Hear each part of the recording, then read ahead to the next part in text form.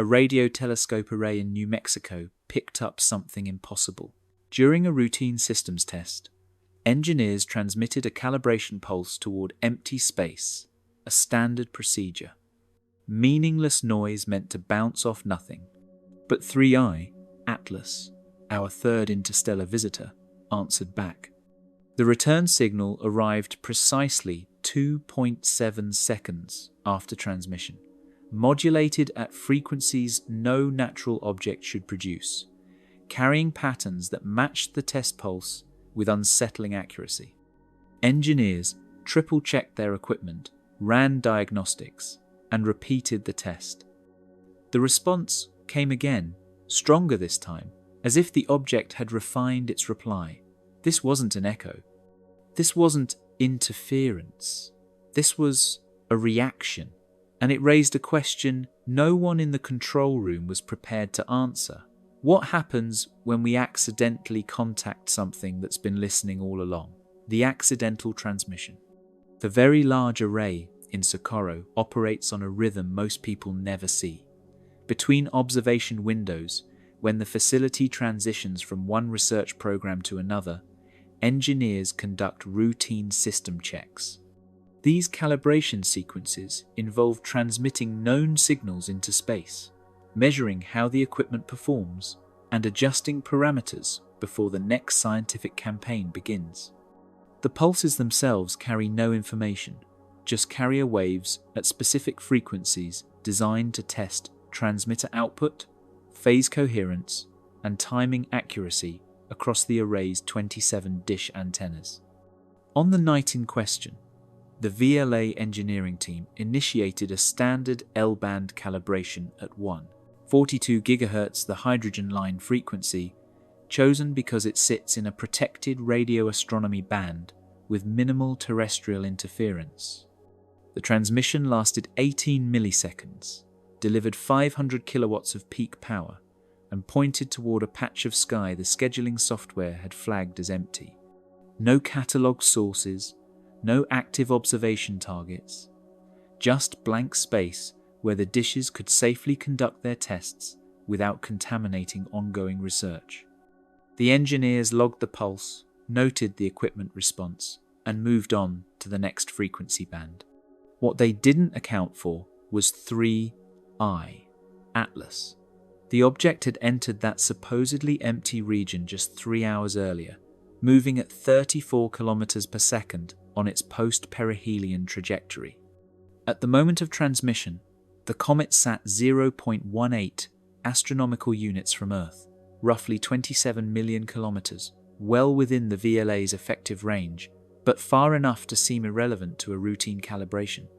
The pulse spread as it traveled, weakening with distance according to the inverse square law, until it reached the vicinity of the interstellar visitor as a faint electromagnetic whisper barely distinguishable from the cosmic microwave background.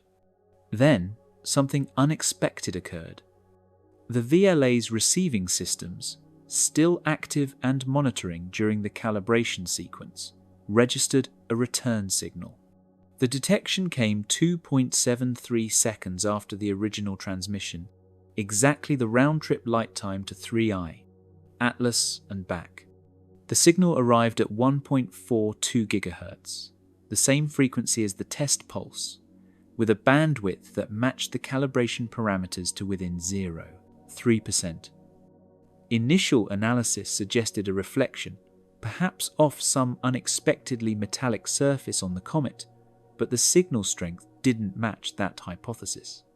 Reflected signals attenuate rapidly, losing power with each bounce. This return carried far more energy than a passive reflection should allow, roughly 40 times stronger than models predicted for a simple echo off ice and rock. The engineering team flagged the anomaly and requested a repeat test. 90 minutes later, with 3I, Atlas now 180,000 kilometers farther along its trajectory, the VLA transmitted an identical pulse toward the object's new position. The response came again, this time arriving 2.85 seconds after transmission, consistent with the increased distance. But the signal characteristics had changed. The return pulse showed phase modulation, subtle shifts in the wave's timing structure that weren't present in the original test signal. Frequency analysis revealed sidebands flanking the main 1.42 GHz carrier, spaced at intervals of exactly 16.16 Hz. That number stopped the analysis cold. It matched the comet's rotation period, converted to frequency. One cycle per 16.16 hours equals 16.16 MHz, and the sidebands appeared at precisely 1,000 times that value. A third transmission, conducted 4 hours after the second, produced a return signal with even more pronounced modulation. The phase shifts now formed a repeating pattern across the 18 millisecond duration, a structure that bore no resemblance to the flat, featureless test pulse. Spectral analysis isolated 7 distinct frequency components in the return signal, each separated by harmonics of the rotation-derived base frequency. This wasn't random noise. It wasn't an equipment malfunction. The signal structure implied processing, modulation applied after reception and before retransmission, characteristics inconsistent with passive reflection off inert material. By dawn, word had spread through the radio astronomy network. The VLA team prepared a formal anomaly report documenting signal parameters, timestamps, and equipment status. But even as they compiled the data, unease settled over the facility. The engineers had stumbled into a conversation they never intended to start with an object whose nature remained deeply uncertain, and the most troubling detail sat in the raw data files. The third return signal had arrived 0.03 seconds earlier than the light travel time strictly allowed, as if 3I, Atlas, had begun transmitting before the test pulse reached it. Signal characteristics that don't add up. Radio signals from natural cosmic sources follow predictable patterns. Pulsars emit with clockwork regularity, their rotation stamped into every pulse. Masses produce coherent radiation through quantum processes that amplify specific frequencies. Even the chaotic emissions from active galactic nuclei show statistical properties that reveal their origins in plasma turbulence and magnetic reconnection. The return signals from 3I, Atlas, fit none of these templates. Instead, they displayed characteristics that radio engineers associate with artificial transmitters: precise frequency control, deliberate modulation, and adaptive behavior that changed across multiple transmissions. The first anomaly appeared in the signal's bandwidth. Natural radio sources either span broad frequency ranges, like thermal emission from hot gas, or concentrate at specific atomic transitions, like the hydrogen line itself. The 3I, Atlas returns, occupied a narrow band just 47 Hz wide, centered on the test pulse frequency with precision that required active frequency stabilization. Thermal radiation from the comet's surface, heated by solar proximity, should have produced emission across tens of megahertz.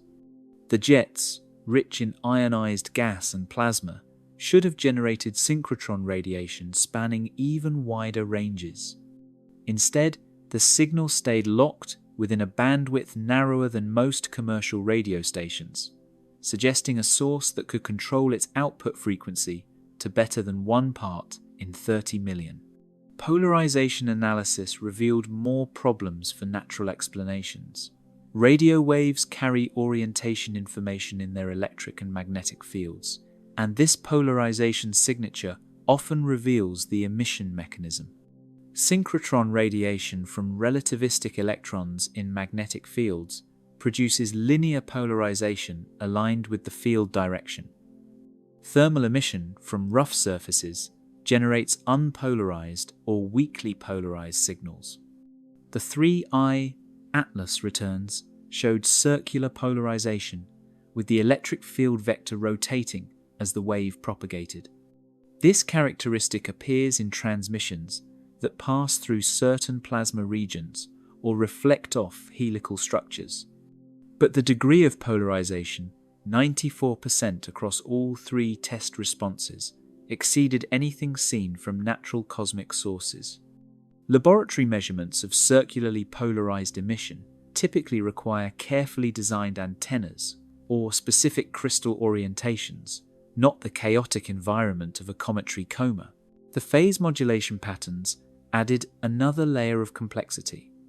Radio engineers use phase modulation to encode information onto carrier waves, shifting the timing of wave peaks and troughs to represent data. Natural sources can show phase variations due to propagation effects or source motion, but these variations appear random or follow smooth, predictable curves. The modulation on the 3I Atlas signals formed discrete steps, with phase shifts occurring at regular intervals across the 18-millisecond pulse duration. Fourier analysis extracted the modulation pattern and found it repeated every 0.56 milliseconds, exactly 32 cycles within the pulse length. This regular structure, combined with the phase steps occurring at identical points in each response, suggested a modulation process controlled by some form of timing reference. Signal strength measurements compounded the mystery. The inverse square law dictates that radio signals weaken predictably with distance. A passive reflector, like a metallic sphere or a flat mirror, returns only a tiny fraction of the incident power, typically less than 1 part in 10 billion for objects the size of 3I Atlas at these distances. Yet the returned signals carried power levels indicating an effective radar cross-section of 130 square kilometers, far larger than the comet's physical size. This enhancement could only occur if the object somehow collected, amplified, and retransmitted the signal rather than simply bouncing it back. The required gain exceeded 1 million, comparable to transmitters used for deep space communications, not processes expected from ice and rock. Temporal analysis of the 3 responses revealed adaptive behavior. The first return matched the test pulse duration almost exactly. The second lasted slightly longer, 18.4 milliseconds, and included additional frequency components. The third extended to 19.2 milliseconds and carried the most complex modulation pattern. This progressive elaboration suggested a system that analyzed incoming signals and modified its responses based on what it received. Natural processes don't exhibit this kind of learning curve. Water ice doesn't improve its reflective properties after repeated illumination. Plasma doesn't develop more sophisticated emission patterns through practice. The engineering team constructed detailed models, attempting to explain each anomaly through conventional physics. Could unusual ice crystal orientations produce the observed polarization? The required crystal alignment would need to span thousands of kilometers and maintain perfect order despite the comet's rotation, physically impossible given measured temperature gradients. Could plasma instabilities in the jets generate the narrow bandwidth? Plasma emissions naturally broaden through Doppler shifts and turbulence, working against the observed frequency precision. Could the phase modulation arise from interference between multiple reflection points on an irregular surface? The modulation's regularity and progressive complexity ruled out random interference patterns. Each conventional explanation failed on quantitative grounds. The signal characteristics required mechanisms that natural cometary processes cannot provide. Frequency stabilization to parts per million, circular polarization approaching theoretical limits, power amplification by factors of millions, and adaptive modulation that grew more complex with each exchange. The VLA team documented these discrepancies in their technical report, noting that while each individual anomaly might find some exotic natural explanation, the combination of all characteristics in a single source pushed conventional physics beyond credible limits. The rotation lock mystery. Every return signal from 3I, Atlas, carried a signature embedded in its structure, modulation sidebands spaced at exactly 16.16 Hz. This frequency appeared too precise to dismiss as coincidence. Converted back to a period, 16.16 Hz corresponds to one cycle every 61.87 milliseconds, but multiply by 1000, and the result is 61,870 milliseconds, or 1.0312 minutes, which scales to 61.87 minutes. The pattern breaks down. The correct conversion reveals the connection. The sideband spacing equals exactly 1000 times the comet's rotational frequency of 0.01716 Hz, derived from its 16.16-hour rotation period measured through photometric observations months earlier. This connection posed immediate questions. Why would a radio signal encode information about the source's rotation rate? Natural emission mechanisms don't typically stamp rotational frequencies onto their output in such explicit ways. Pulsars show rotation signatures because their emission beams sweep past Earth like lighthouse beacons. But 3I, Atlas, wasn't pulsing. It was responding to discrete transmissions with signals that contained rotational information encoded as frequency components. The process required some link between the object's physical rotation and the mechanism generating the radio returns.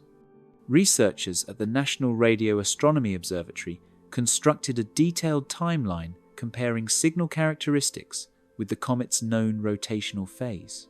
Photometric data from amateur observers provided continuous monitoring of 3I, Atlas's brightness variations, establishing its orientation at each moment with precision better than 5 degrees.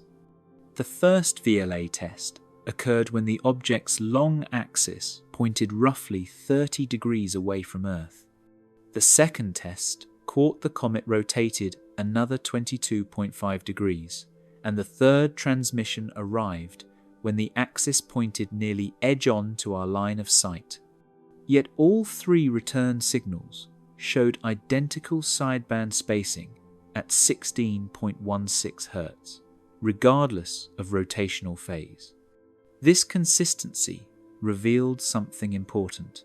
The rotation signature wasn't tied to viewing geometry or to specific surface features rotating in and out of view. Instead, it represented a fundamental property encoded into every response. The signal structure remained stable even as the comet's orientation changed by more than 45 degrees across the observation sequence.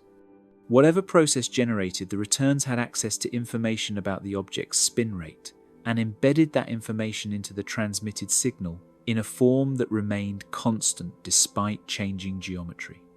The team investigated whether natural rotational modulation could produce the observed pattern.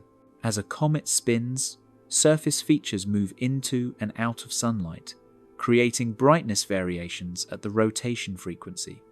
Could this solar heating modulate the temperature of some reflective surface, which in turn affected the properties of returned radio signals? The numbers didn't support this mechanism. The timescale for thermal response in ice and rock exceeds hours, far too slow to create modulation at frequencies near 16 Hz.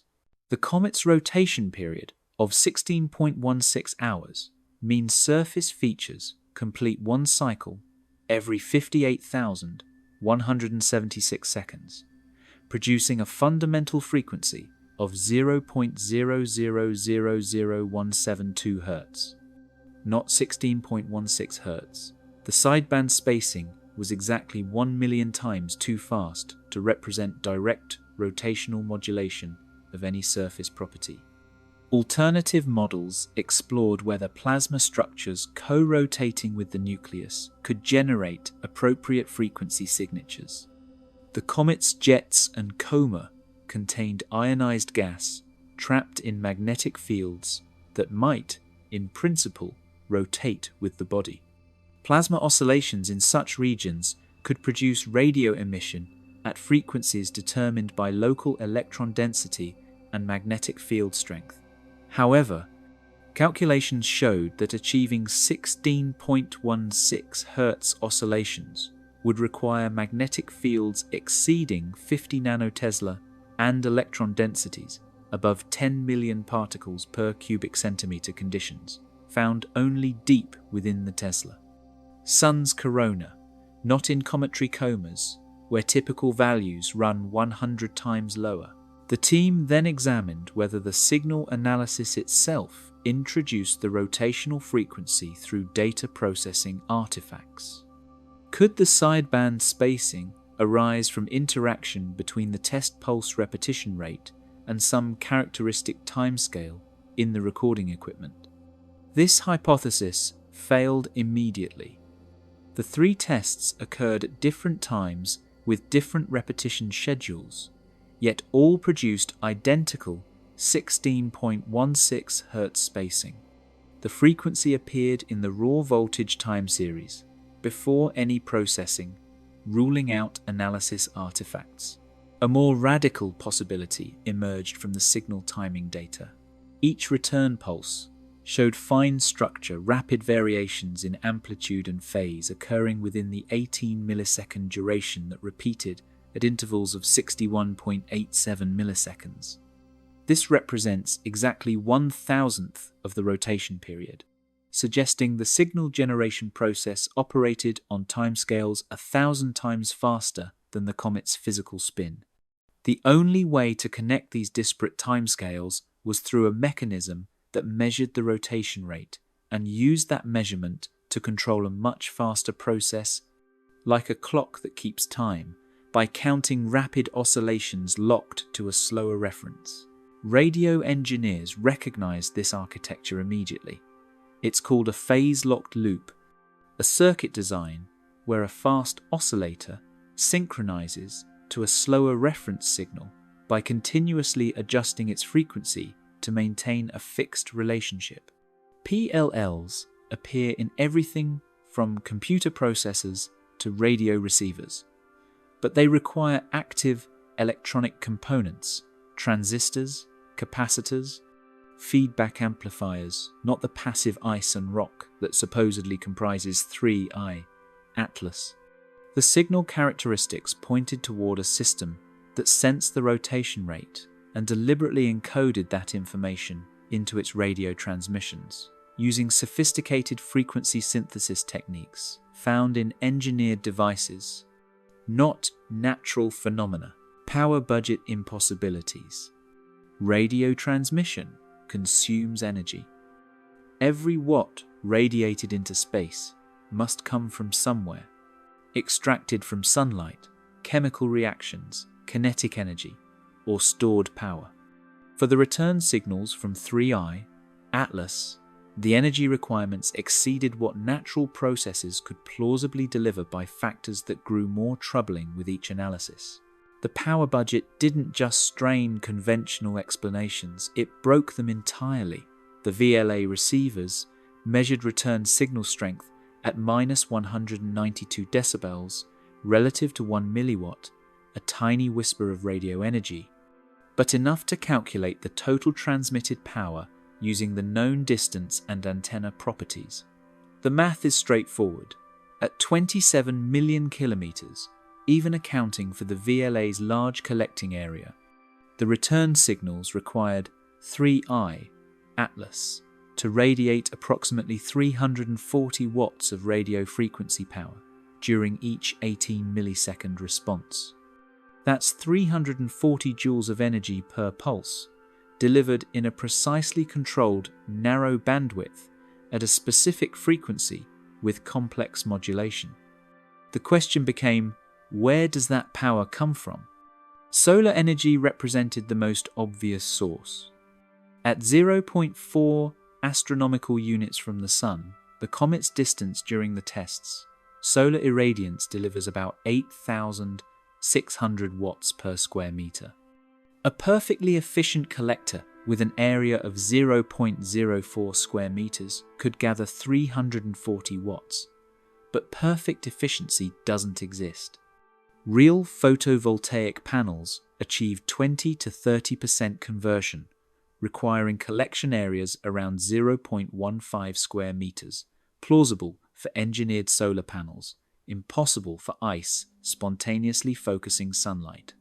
More critically, converting solar power to radio transmission demands additional components: voltage regulators, radio frequency oscillators, power amplifiers, antenna structures. Each conversion step loses energy, typically requiring input power 5 to 10 times larger than the radiated output. The actual solar collection area needed would exceed 1 square meter, and that's assuming technology comparable to human spacecraft designs. The team examined whether chemical energy stored in the comet's volatile ices could power the transmissions. Sublimation of water ice releases about 2,800 joules per gram.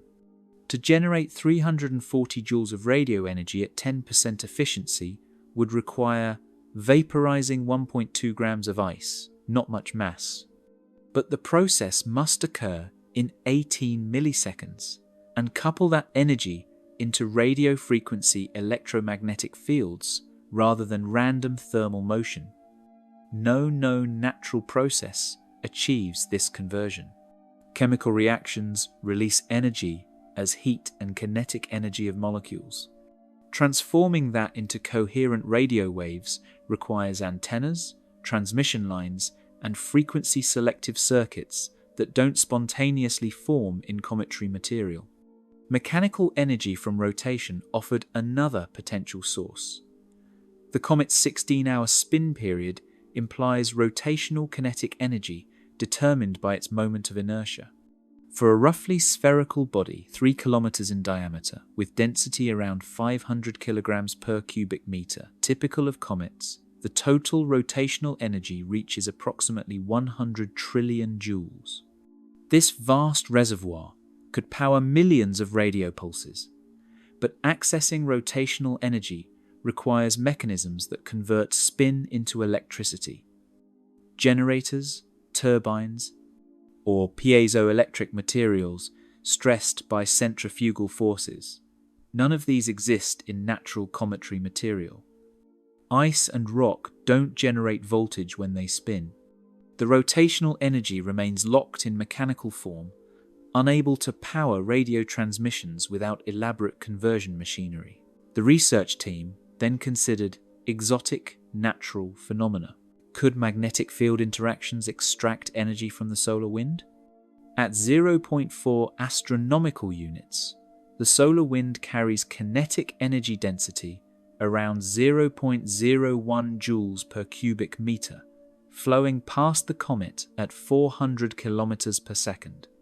A perfect collector with a cross-sectional area of 10 square meters, sweeping up solar wind for 18 milliseconds, could gather at most 0.072 joules 1/5000th the required power. Could plasma instabilities in the coma generate radio emission? Plasma does radiate when heated or compressed, but the emission spreads across broad frequency ranges and produces power levels thousands of times weaker than observed, not the narrow-band kilowatt-scale signals in the data. Each conventional source failed the power budget test. Solar collection required improbably large areas and sophisticated conversion technology. Chemical energy lacked coupling mechanisms to generate radio waves.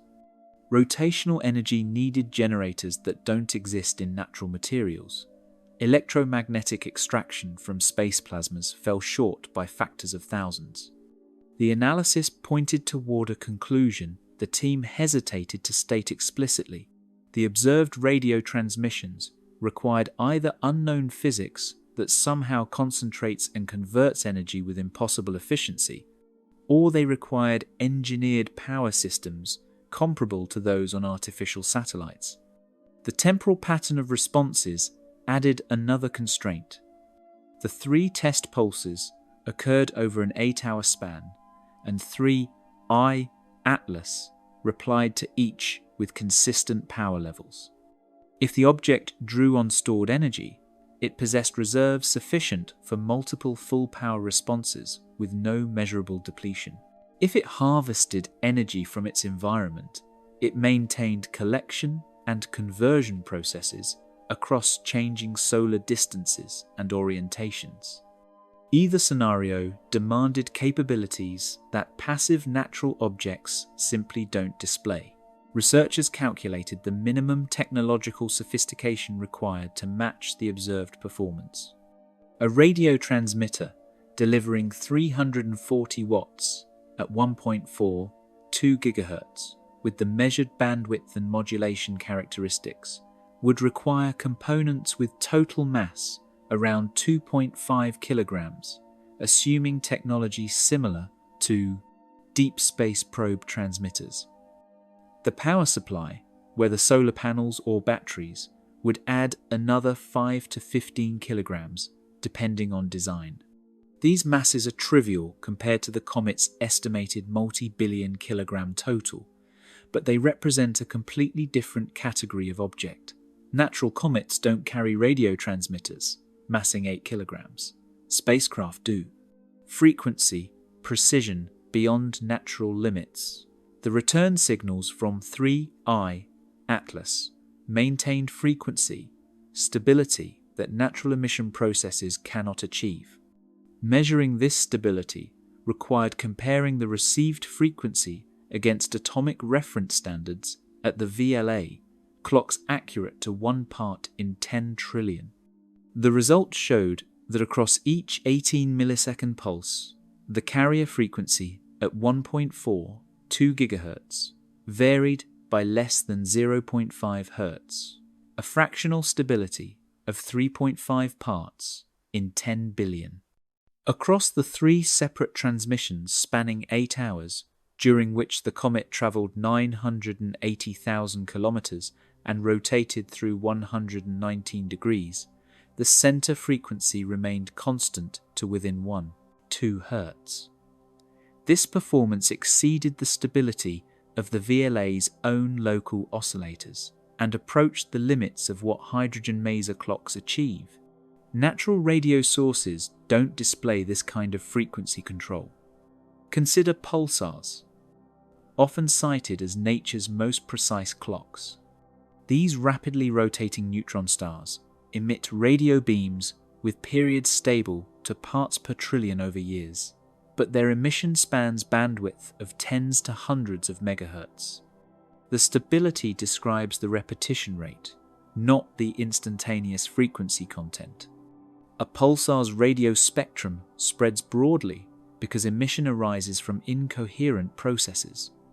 Charged particles streaming through magnetic fields, each contributing slightly different frequencies that blur together. The result shows excellent timing stability but poor spectral purity. Thermal emission presents even worse frequency control. Any object above absolute zero radiates electromagnetic energy across a spectrum determined by its temperature. The Sun's surface at 5,800 Kelvin produces a broad spectrum peaking in visible light but extending from radio waves to X-rays. Cometary coma temperatures near 200 Kelvin generate thermal emission peaking in the far infrared, but radio frequency thermal noise still appears across the entire radio spectrum with no particular preference for any specific frequency. Natural thermal processes simply cannot produce narrowband emission. The frequency width of thermal radiation scales with the temperature through Planck's law, and achieving Hertz-level bandwidth would require temperatures below 0.0001 Kelvin conditions not found anywhere in the solar system outside specialized laboratory experiments. Plasma emission mechanisms fare slightly better, but still fail the precision test. Maser's microwave amplification through stimulated emission of radiation can generate narrow-band signals when molecules in space transition between quantum energy levels. The hydroxyl radical maser at 1.665 GHz, common in star-forming regions and some cometary comas, produces emission lines just kilohertz wide. But even this impressive natural coherence falls short of the sub-hertz precision seen in the 3I, ATLAS, returns by factors of thousands. Moreover, master emission requires specific excitation conditions and produces signals at fixed frequencies determined by atomic physics, not frequencies matching whatever test pulse happens to arrive. The research team examined whether Doppler stabilization could sharpen the frequency. As a source moves, its emission frequency shifts toward blue for approaching motion, toward red for recession. If multiple emission regions on a rotating object moved with precisely balanced velocities, their Doppler-shifted frequencies might sum to create artificially narrow bandwidth. Detailed calculations showed this mechanism fails for 3I ATLAS. The comet's rotation creates velocity differentials across its surface reaching 50 meters per second, which would Doppler shift 1.42 GHz emission by plus or minus 240 Hz, depending on location. Instead of narrowing the emission, rotation naturally broadens it through this velocity spread, exactly opposite the required effect. Measurement of the frequency stability across the 3 separate test responses revealed something even more remarkable. The return signals tracked the transmitted frequency with extraordinary fidelity. The VLA transmitters, locked to hydrogen maser references, maintained frequency accuracy to 0.02 Hz. The 3I ATLAS returns matched this accuracy to within measurement precision, showing that whatever process generated the signals could somehow detect the incoming frequency and reproduce it with comparable precision. This represents a coherent response. The return signal maintains a phase relationship with the transmitted pulse, like an echo that preserves the timing structure of the original sound. Natural reflection can preserve frequency through elastic scattering, where photons bounce off surfaces without energy loss. But elastic scattering is an instantaneous process at atomic scales. The observed responses required 2.7 seconds minimum round-trip time, implying the signal traveled to 3I ATLAS. Some process occurred, and a return traveled back. During those 2.7 seconds, the transmitted pulse had long since passed. Nothing remained for elastic scattering to reflect. Instead, the object must have absorbed the incoming signal, stored information about its frequency, and generated a new transmission matched to what it received, a process called coherent retransmission that requires active detection, memory, and frequency synthesis. Radio engineers employ coherent retransmission in transponders, devices that receive signals and retransmit them with precise frequency control. Transponders power satellite communications, radar beacons, and deep space tracking systems. They work through a chain of electronic components. A receiving antenna captures incoming radiation, a mixer circuit extracts frequency information, a phase-locked loop synthesizes a reference signal matching the received frequency, and a power amplifier drives a transmitting antenna. Each stage requires precise timing, temperature-stable components, and careful design to maintain frequency accuracy across the entire chain. These are not simple devices. They represent sophisticated radio frequency engineering, containing dozens of specialized components working in coordination. The frequency precision observed in 3I ATLAS returns demanded either unknown natural physics that achieves frequency stabilization through mechanisms science has never observed, or it demanded engineered transponders comparable to those launched on human spacecraft. The team documented this dichotomy in stark terms. The measured frequency stability exceeded natural emission mechanisms by at least 4 orders of magnitude and matched the performance characteristics of artificial radio systems designed for coherent signal processing. No middle ground appeared in the analysis. Either nature had hidden an exotic frequency locking process in cometary physics, or something artificial was operating in the vicinity of 3.1 Atlas. The amplitude modulation code. Beyond frequency, precision, and power levels, the return signals carried structure in their amplitude variations, patterns of stronger and weaker intensity occurring within each 18 millisecond pulse. Initial analysis dismissed these variations as noise or propagation effects, random fluctuations expected when radio waves traverse 27 million kilometers of space filled with solar, wind, plasma, and Earth's ionosphere. But detailed examination revealed something far more systematic. The amplitude variations, repeated across all 3 responses with striking consistency, forming a pattern that looked less like noise and more like deliberate modulation. Signal processing specialists at the Jet Propulsion Laboratory received the raw VLA data and applied correlation techniques designed to detect repeating structures hidden in apparent randomness. These methods, originally developed for extracting faint spacecraft signals from noise, search for any subsequence of samples that appears multiple times within a longer record. The results showed that each 18 millisecond return pulse contained a specific amplitude pattern that repeated internally at intervals of 0.56 milliseconds, exactly 32 complete cycles within the pulse. Duration. This repetition couldn't arise from random processes, which by definition don't produce exact copies of themselves. The pattern itself consisted of amplitude variations following a consistent envelope. 4 peaks of different heights, separated by lower intensity regions. Digital sampling of the signal captured these variations at 10 million samples per second, providing detailed amplitude measurements every 100 nanoseconds. Plotting the amplitude values revealed the structure clearly: 4 distinct maxima at relative heights of 1, 0.68, 0.45, and 0.73 inches standardized units, with intermediate regions dropping to about 0.15 of peak amplitude.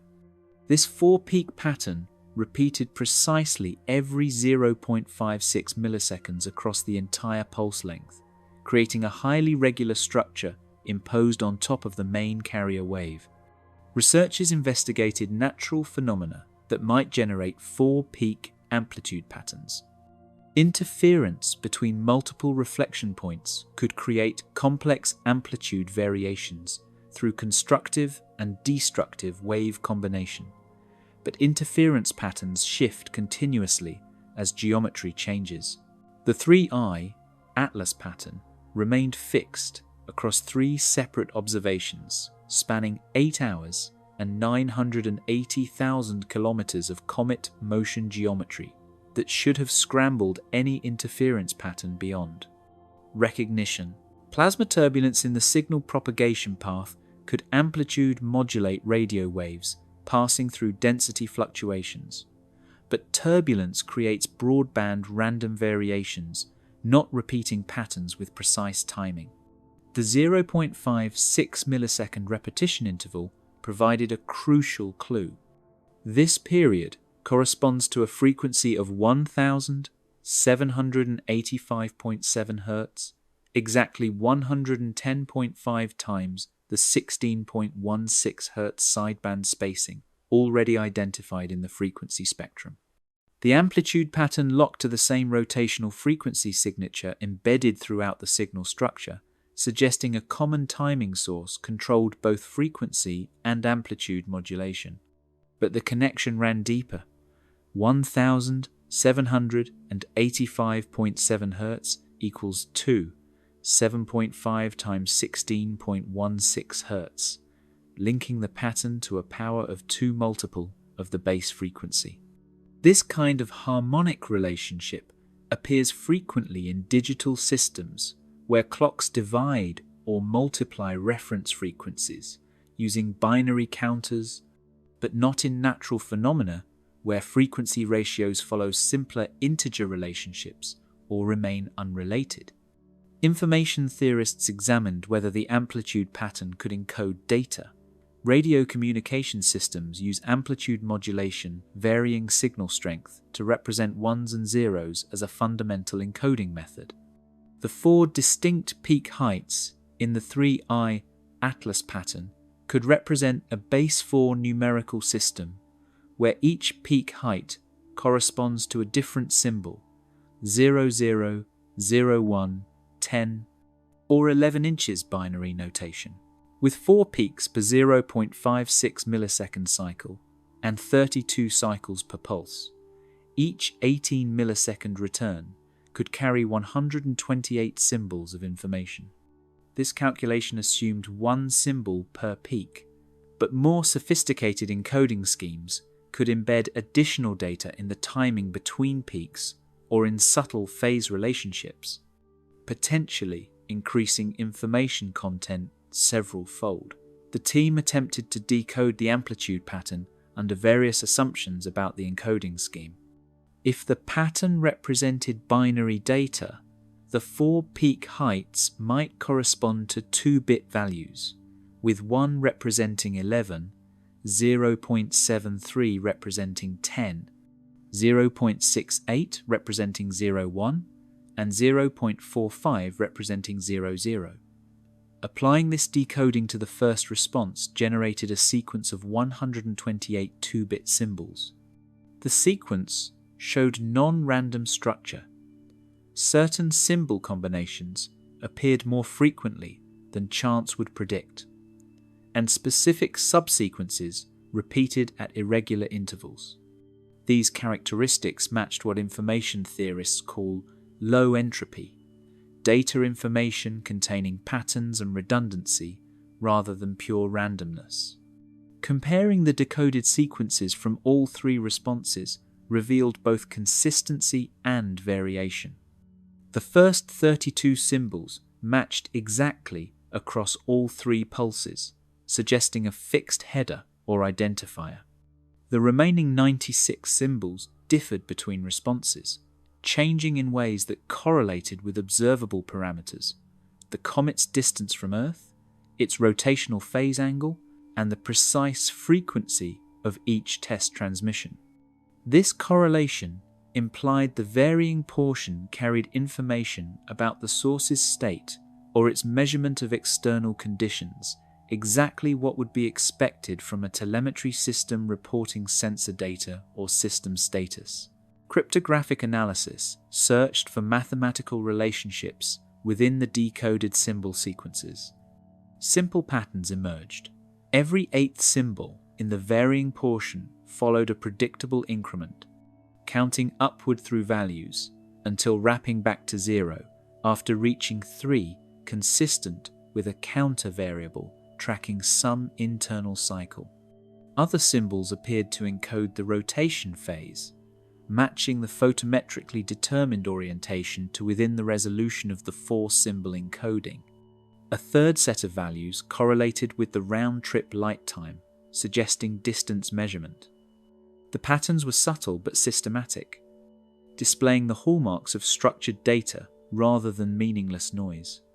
The most startling discovery came from examining the amplitude pattern's phase coherence with the carrier wave. Detailed analysis showed that the amplitude peaks occurred at specific points in the carrier wave cycle, always at the same phase angle relative to the 1.42 GHz oscillation.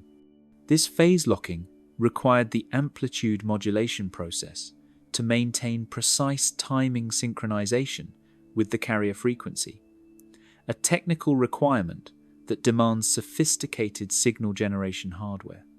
Natural processes don't maintain phase relationships across 6 orders of magnitude. In frequency, the carrier at 1.42 GHz and the modulation at 1.78 kHz represent vastly different timescales. Yet both lock together with sub-degree precision throughout the 18 millisecond duration. Engineers recognize the signature of digital signal synthesis, where computer-controlled waveform generators create radio signals by calculating amplitude values sample by sample using numerical algorithms. Modern software-defined radios work exactly this way, generating modulated carriers through digital computation rather than analog electronics. The phase-locked amplitude pattern pointed toward a signal generation architecture that computed both carrier and modulation digitally, maintaining mathematical relationships between frequency components through precise numerical control, a level of sophistication found in designed systems, not natural radio sources emerging from cometary ice. Adaptive response patterns. The 3 VLA test transmissions didn't just provoke responses from 3i Atlas, they triggered progressively more complex returns that suggested learning or adaptation. This evolution in signal characteristics across successive exchanges raised questions that went beyond mere anomaly classification and entered territory that made researchers profoundly uncomfortable. The possibility that whatever generated the signals was refining its behavior based on experience. The first test transmission lasted exactly 18 milliseconds and carried a simple, continuous wave tone at 1.42 GHz. The return signal matched this duration precisely, lasting 18.03 milliseconds, with measurement uncertainty of plus or minus 0.05 milliseconds. The slight duration, excess 30 microseconds, seemed negligible, well within natural variation or timing jitter. The signal contained the frequency sidebands and amplitude pattern already described, but both appeared relatively simple. Just 3 primary sideband pairs flanking the carrier and an amplitude pattern with modest variation between peaks. The second test occurred 90 minutes after the first. Engineers intentionally modified the transmission, extending duration to 20 milliseconds and adding low-level frequency modulation, a 2 Hz sinusoidal variation in carrier frequency, meant to test how the response would handle more complex input. The return signal surprised the team by lasting 20.8 milliseconds, not only matching the new input duration, but exceeding it by 800 microseconds, 27 times the excess seen in the first response. More striking, the return signal now contained 7 sideband pairs instead of 3, and the amplitude pattern displayed 6 peaks per cycle rather than 4. The object hadn't merely reflected the more complex input, it had elaborated on it, adding structure that wasn't present in the transmitted test. 4 hours after the second test, engineers transmitted a third pulse, this time incorporating both amplitude and phase modulation, a test pattern that varied both the signal strength and timing structure in a pseudo-random sequence used for radar imaging. This represented significantly more complex input than either previous transmission. The return signal stretched to 22.1 milliseconds, now exceeding the 19 millisecond input by 3.1 milliseconds. Spectral analysis revealed 11 sideband pairs, and the amplitude pattern showed 8 distinct peaks per cycle arranged in a configuration that bore no resemblance to the transmitted test pattern structure. The response had grown far beyond mere replication or reflection. It displayed elaboration that added information content with each exchange.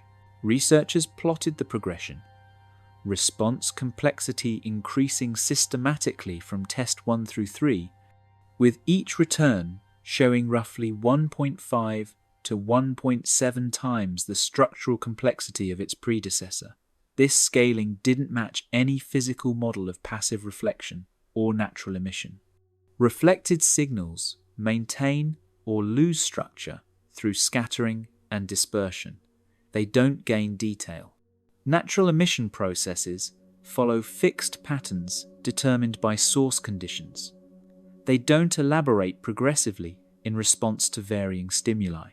The team considered whether the increasing complexity arose from the comet's changing geometry or environment.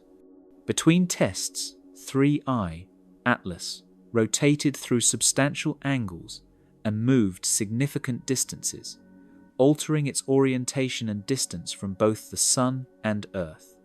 Could these changes have modified some natural emission process to produce the observed progression? Detailed modeling showed that geometric and environmental factors should work against increasing complexity. As the comet rotated, any fixed surface features would have changed their view angle, potentially reducing signal coherence rather than enhancing it. Increasing distance should have weakened the return signals and made fine structure harder to detect, not easier. Communication theorists recognized the pattern. It resembled protocol negotiation in artificial communication systems. When two radios establish contact, they often exchange increasingly complex test messages to determine each other's capabilities, bandwidth, modulation schemes, error correction methods. Each radio responds to the other's test with a more sophisticated reply, demonstrating it can handle complex signals and establishing parameters for efficient data exchange. The progression seen in the 3I Atlas responses matched this kind of handshaking sequence, with each return effectively saying, "I received your message and can respond with something more complex." The timing of elaborations provided another clue.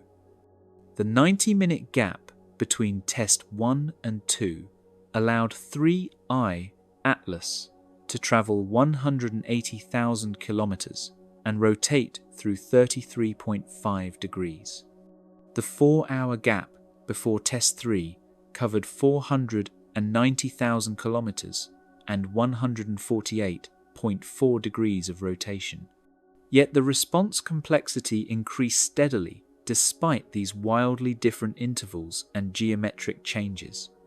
The progression appeared to depend on the sequence of exchanges first, second, third, rather than on elapsed time or cumulative rotation. This sequence-dependent behavior suggested memory. The system generating responses somehow retained information about previous exchanges and used that history to shape subsequent returns. Neurobiologists noted parallels to synaptic plasticity, the process by which neural connections strengthen with repeated activation. Biological learning systems often show similar progressive elaboration, where repeated stimulation leads to increasingly complex responses as the system develops internal representations of stimulus patterns. But biological learning operates through molecular changes in cell structures, requiring proteins, membranes, and genetic control mechanisms, components that certainly don't exist in cometary ice. If the 3I Atlas responses demonstrated learning, it would have to occur through completely different mechanisms. The alternative explanation demanded serious consideration. The responses came from a system designed to analyze incoming signals and adapt its behavior accordingly. Modern cognitive radios use exactly this approach, employing machine learning algorithms to optimize transmission parameters based on signal environment and detected patterns in received data. These systems adjust frequency, modulation, power, and duration dynamically to maximize communication efficiency. The progression of 3I Atlas responses displayed precisely this kind of adaptive optimization, with each return incorporating structural improvements that made it more distinguishable from noise and potentially more information-rich. Engineers calculated the minimum computational resources required to implement adaptive signal processing comparable to what the observations suggested. A basic system capable of receiving radio signals, extracting parameters like frequency and duration, and generating modulated returns with incrementally increased complexity would require a processor running at least several million operations per second, along with memory sufficient to store parameters from previous exchanges, perhaps a few kilobytes. By modern standards, this represents trivial computational power, easily achieved by processors massing under 1 gram. But for natural processes in a comet, it represents an unbridgeable gap. Ice crystals don't compute. Rock doesn't store data. Plasma doesn't run algorithms. The adaptive response pattern forced a stark conclusion onto the analysis. Either nature possesses completely unknown mechanisms that allow inert matter to display learning-like behavior through processes that mimic computation and memory, or the radio returns from 3I, Atlas, originated from a system capable of information processing, a system that could receive, analyze, remember, and adapt. The data left no middle ground. The Doppler shift paradox. Radio signals from moving sources undergo frequency shifts due to the Doppler effect, a phenomenon so fundamental and well established that astronomers use it to measure velocities of everything from nearby planets to distant galaxies. As 3I, Atlas, traveled through space at 34 kilometers per second, its radio emissions should have been Doppler shifted by an amount precisely calculable from special relativity. The observed shifts violated these calculations in ways that suggested the source possessed real-time knowledge of its own velocity relative to Earth. Basic physics predicts the Doppler shift for radio signals. When a source moves toward an observer, received frequency increases by a factor of 1 plus v, c, where v is the velocity along the line of sight and c is the speed of light.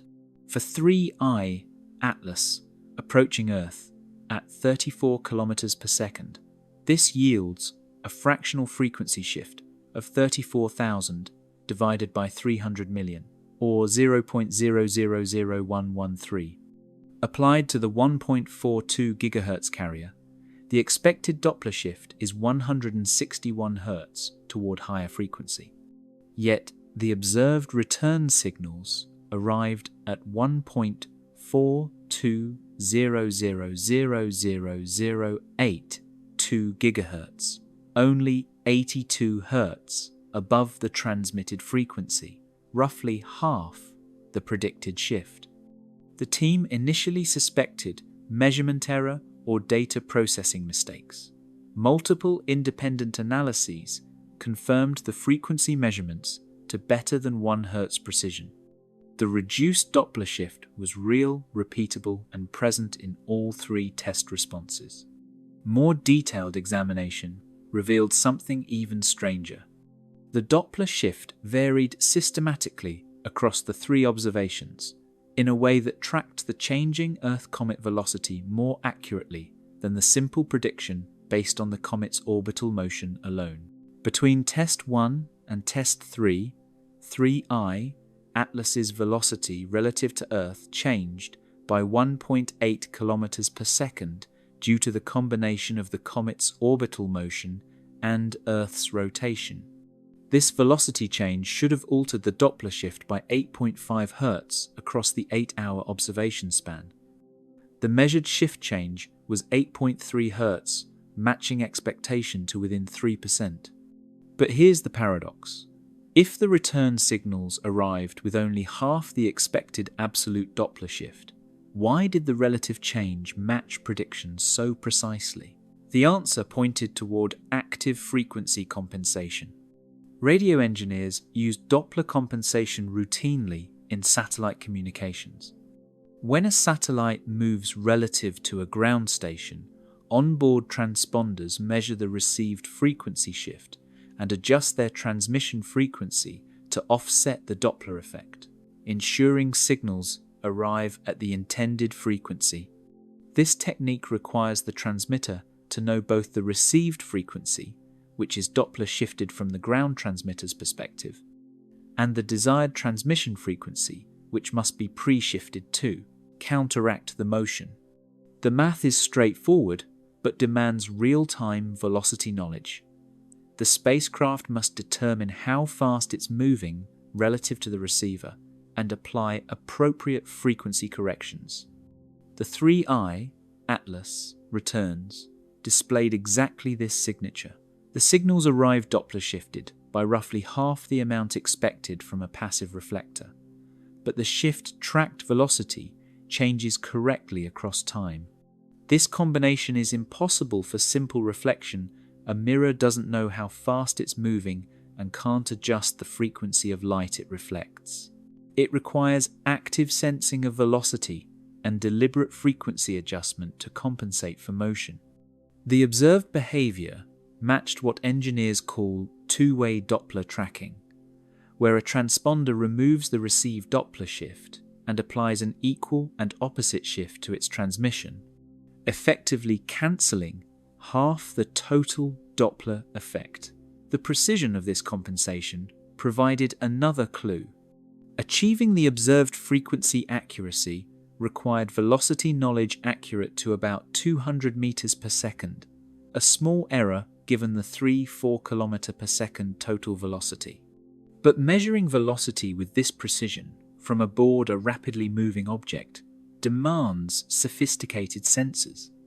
Options include Doppler radar ranging to nearby objects, star tracking for inertial velocity determination, or analysis of received signals themselves to extract Doppler information. All methods require power, computation, and precise timing resources not available to ice and rock tumbling through space. Researchers investigated whether some natural process could mimic Doppler compensation. Could preferential emission directions on a rotating comet create apparent frequency shifts different from simple motion-based predictions? Modelling showed that such effects produce deviations of order 0.01 Hz, at most negligible compared to the observed 79 Hz discrepancy. Could plasma motions in the coma add velocity components that partially cancelled the orbital Doppler shift? The required plasma velocities would exceed 12 km per second toward Earth, speeds that would have been obvious in spectroscopic observations, which showed typical expansion velocities below 1 km per second. The paradox deepened when the team examined the frequency shifts on the individual sideband components flanking the carrier. Each sideband showed Doppler shifts consistent with the same velocity but slightly different absolute frequencies. The shifts scaled precisely with frequency. Sidebands at 1.41999 GHz showed proportionally reduced Doppler effect compared to the 1.42 GHz carrier, exactly as expected if all components underwent identical velocity-dependent frequency compensation. This frequency-dependent scaling ruled out propagation effects or instrumental artifacts, which would affect all frequencies identically. The compensation had to occur at the source, applied independently to each spectral component before transmission. Engineers calculated the processing requirements for multi-component Doppler compensation. The system would need to detect the incoming signal and measure its frequency, compute the Doppler shift by comparing received frequency to an internal reference, calculate the inverse shift required for transmission, and apply appropriate frequency corrections to each sideband independently. This sequence requires signal processing capability comparable to digital radio receivers, with analog to digital converters sampling at megahertz rates, fast Fourier transform processors analyzing spectral content, and numerical computation engines calculating frequency corrections. Total computational load would reach tens of millions of operations per second, again, trivial for modern electronics, but absolutely impossible for natural cometary material. The Doppler shift paradox presented one of the clearest signatures of intentional signal processing in the entire dataset. Unlike other anomalies that might admit exotic natural explanations involving unknown physics, Doppler compensation has no natural analogue. Passive objects cannot measure their own velocity and adjust their emission frequencies accordingly. Physics doesn't allow it. Only active systems with sensors, processors, and frequency-agile transmitters can implement this kind of sophisticated motion compensation. The 3I Atlas returns displayed unmistakable evidence of exactly these capabilities. Timing precision at the microsecond scale. The return signals arrived with timing precision that challenged even optimistic estimates of what natural processes could achieve. Measuring this precision required correlating received signals with atomic clock references accurate to nanoseconds, then analyzing timing variations across multiple observations. The results revealed consistency at the microsecond level far beyond what random reflection or plasma emission should produce, and approaching the timing accuracy of engineered transponder systems. Each VLA test transmission was time-stamped using hydrogen maser clocks that drift less than 1 nanosecond per hour. The receiving systems recorded return signal arrivals using the same clock reference, providing absolute timing accuracy better than 10 nanoseconds. Subtracting transmission time from reception time and accounting for the round-trip light travel distance gave the signal delay a measurement that should equal twice the Earth-comet distance divided by the speed of light. For 3I Atlas at 27 million kilometers, light travel time each way is 90 seconds, making the expected round-trip delay 180 seconds, or 2.73 minutes. The first return arrived 2.727 minutes after transmission, matching prediction to within 0.03% once corrections for Earth's rotation and comet motion during signal travel were applied. But the second and third returns showed something remarkable. They arrived with timing errors of just 42 and 38 microseconds, respectively less than 1 part in 4 million relative to the predicted delay. This consistency implied the return signals departed 3I Atlas at precisely the moment needed to account for its motion during the signal round trip, maintaining timing accuracy comparable to GPS satellite signals. Natural reflection produces timing scatter due to multiple propagation paths through irregular surface features.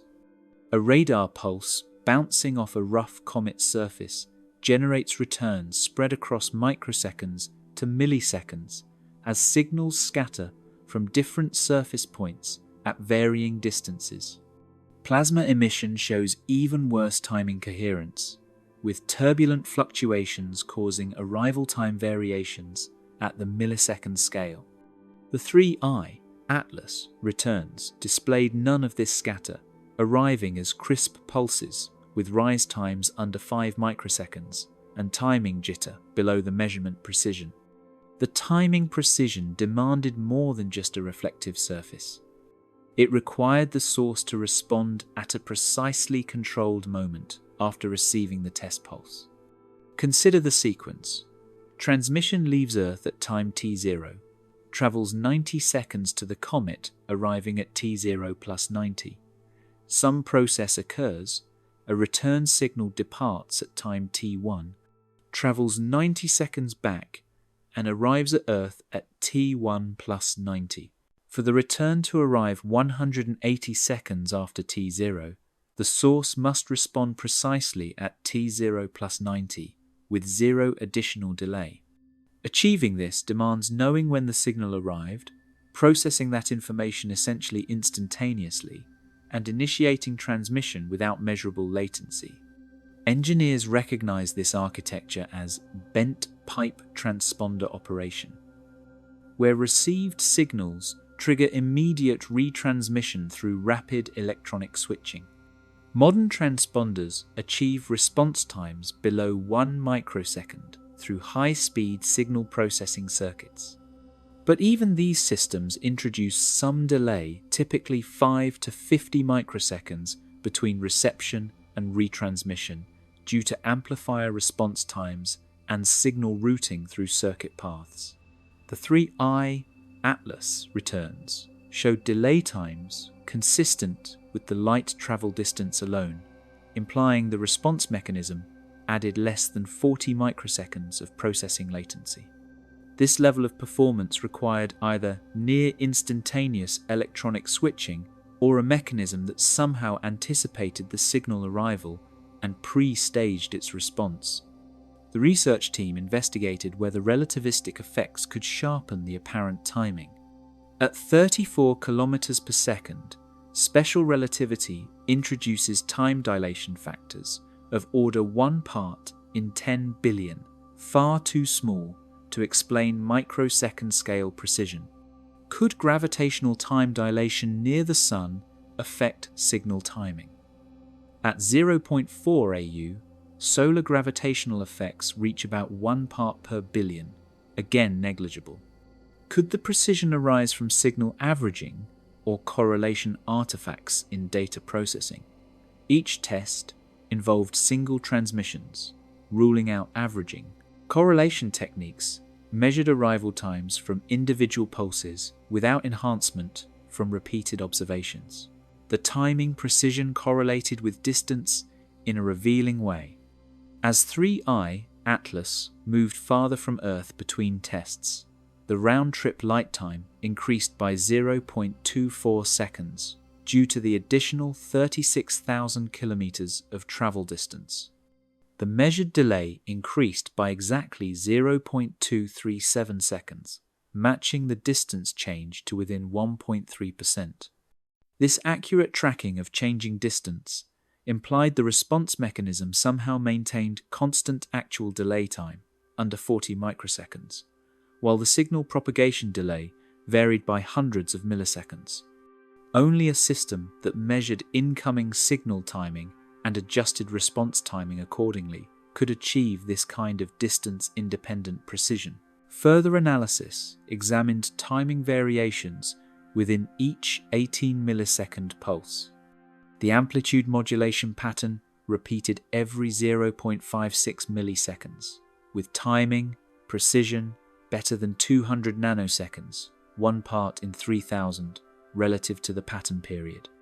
This internal coherence required all modulation cycles to maintain synchronized timing throughout the pulse duration, suggesting a stable master clock controlled the entire signal generation process.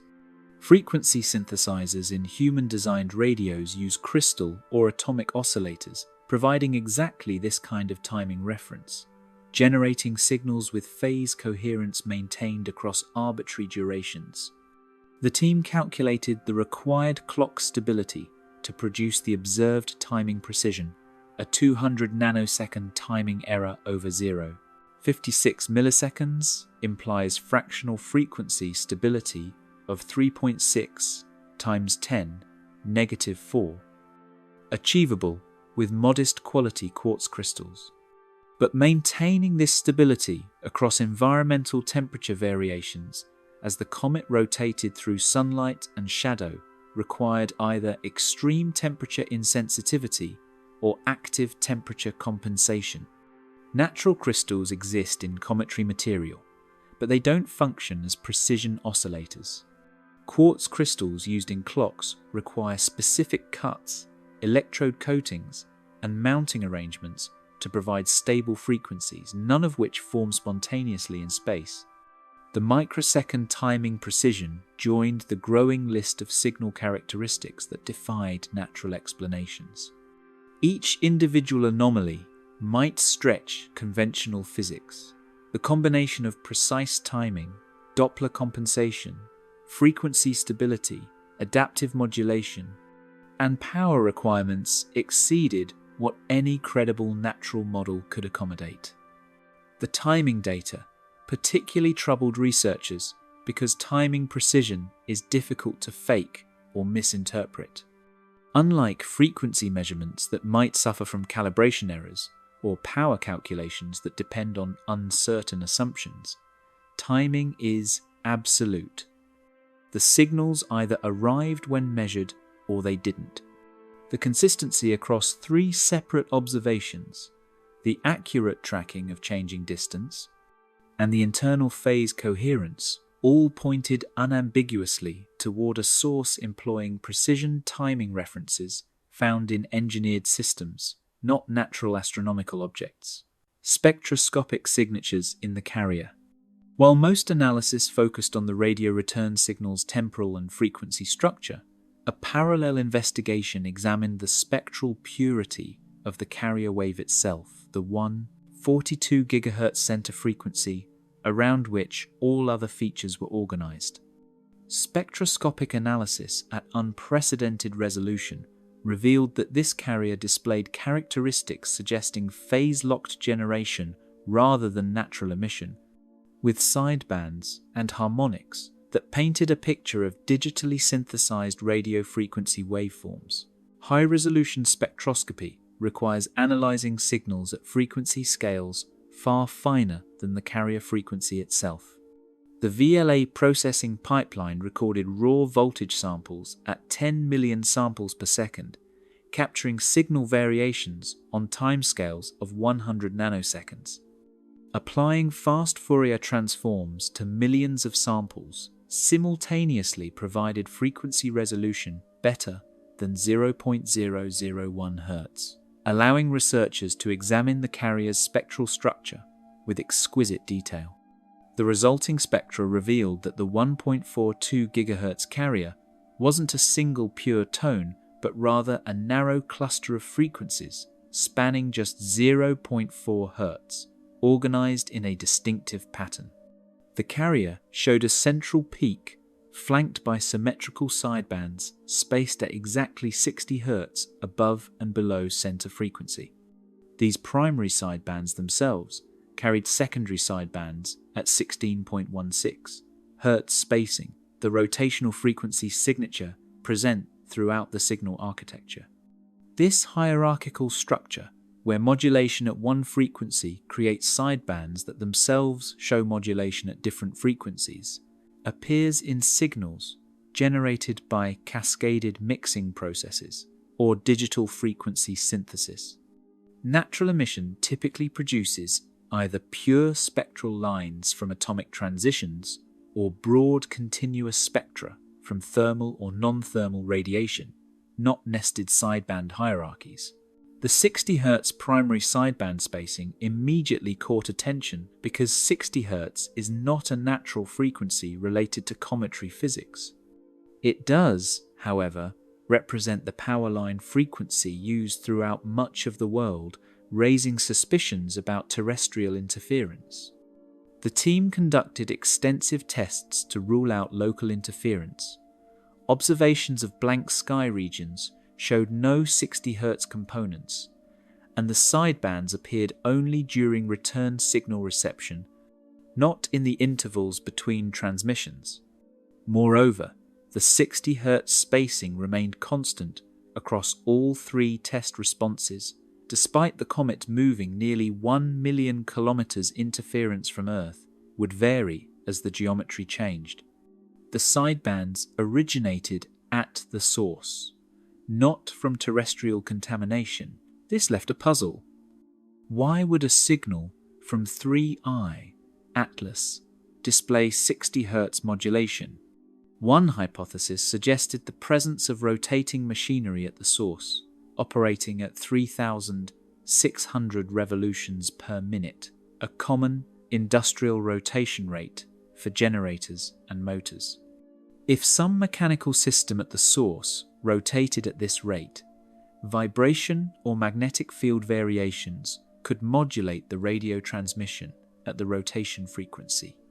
But 3I Atlas itself rotates once every 16.16 hours, not 60 times per second. Any rotating component would need to spin independently of the main body, requiring bearings, supports, and power sources to maintain rotation mechanical complexity that certainly doesn't exist in natural comets. Further spectral analysis revealed phase noise characteristics, random frequency fluctuations that appear in all real oscillators due to thermal effects and electronic component limitations. Every radio transmitter shows phase noise forming a skirt around the carrier frequency, with noise power decreasing at greater frequency offsets. The 3i Atlas carrier displayed phase noise with a specific profile, approximately minus 40 decibels per hertz at 100 Hz offset from the carrier, improving to minus 60 decibels per hertz at 1000 Hz offset. These values match the phase noise performance of synthesized signal generators using voltage-controlled oscillators with phase-locked loops common in engineered radio systems but not in natural processes, which either show zero phase noise, atomic transitions, or enormous phase noise, plasma emission. The spectroscopic team measured another telling characteristic. The carrier frequency drifted at a rate of 0.005 Hz per minute across the 8-hour observation span, a total drift of 2.4 Hz. This drift rate corresponded to a fractional frequency change of 1.7 parts per billion per hour, matching the thermal drift characteristics of high-quality temperature-compensated crystal oscillators. Natural masers locked to atomic transitions show no frequency drift. Their emission frequencies are fixed by quantum mechanics.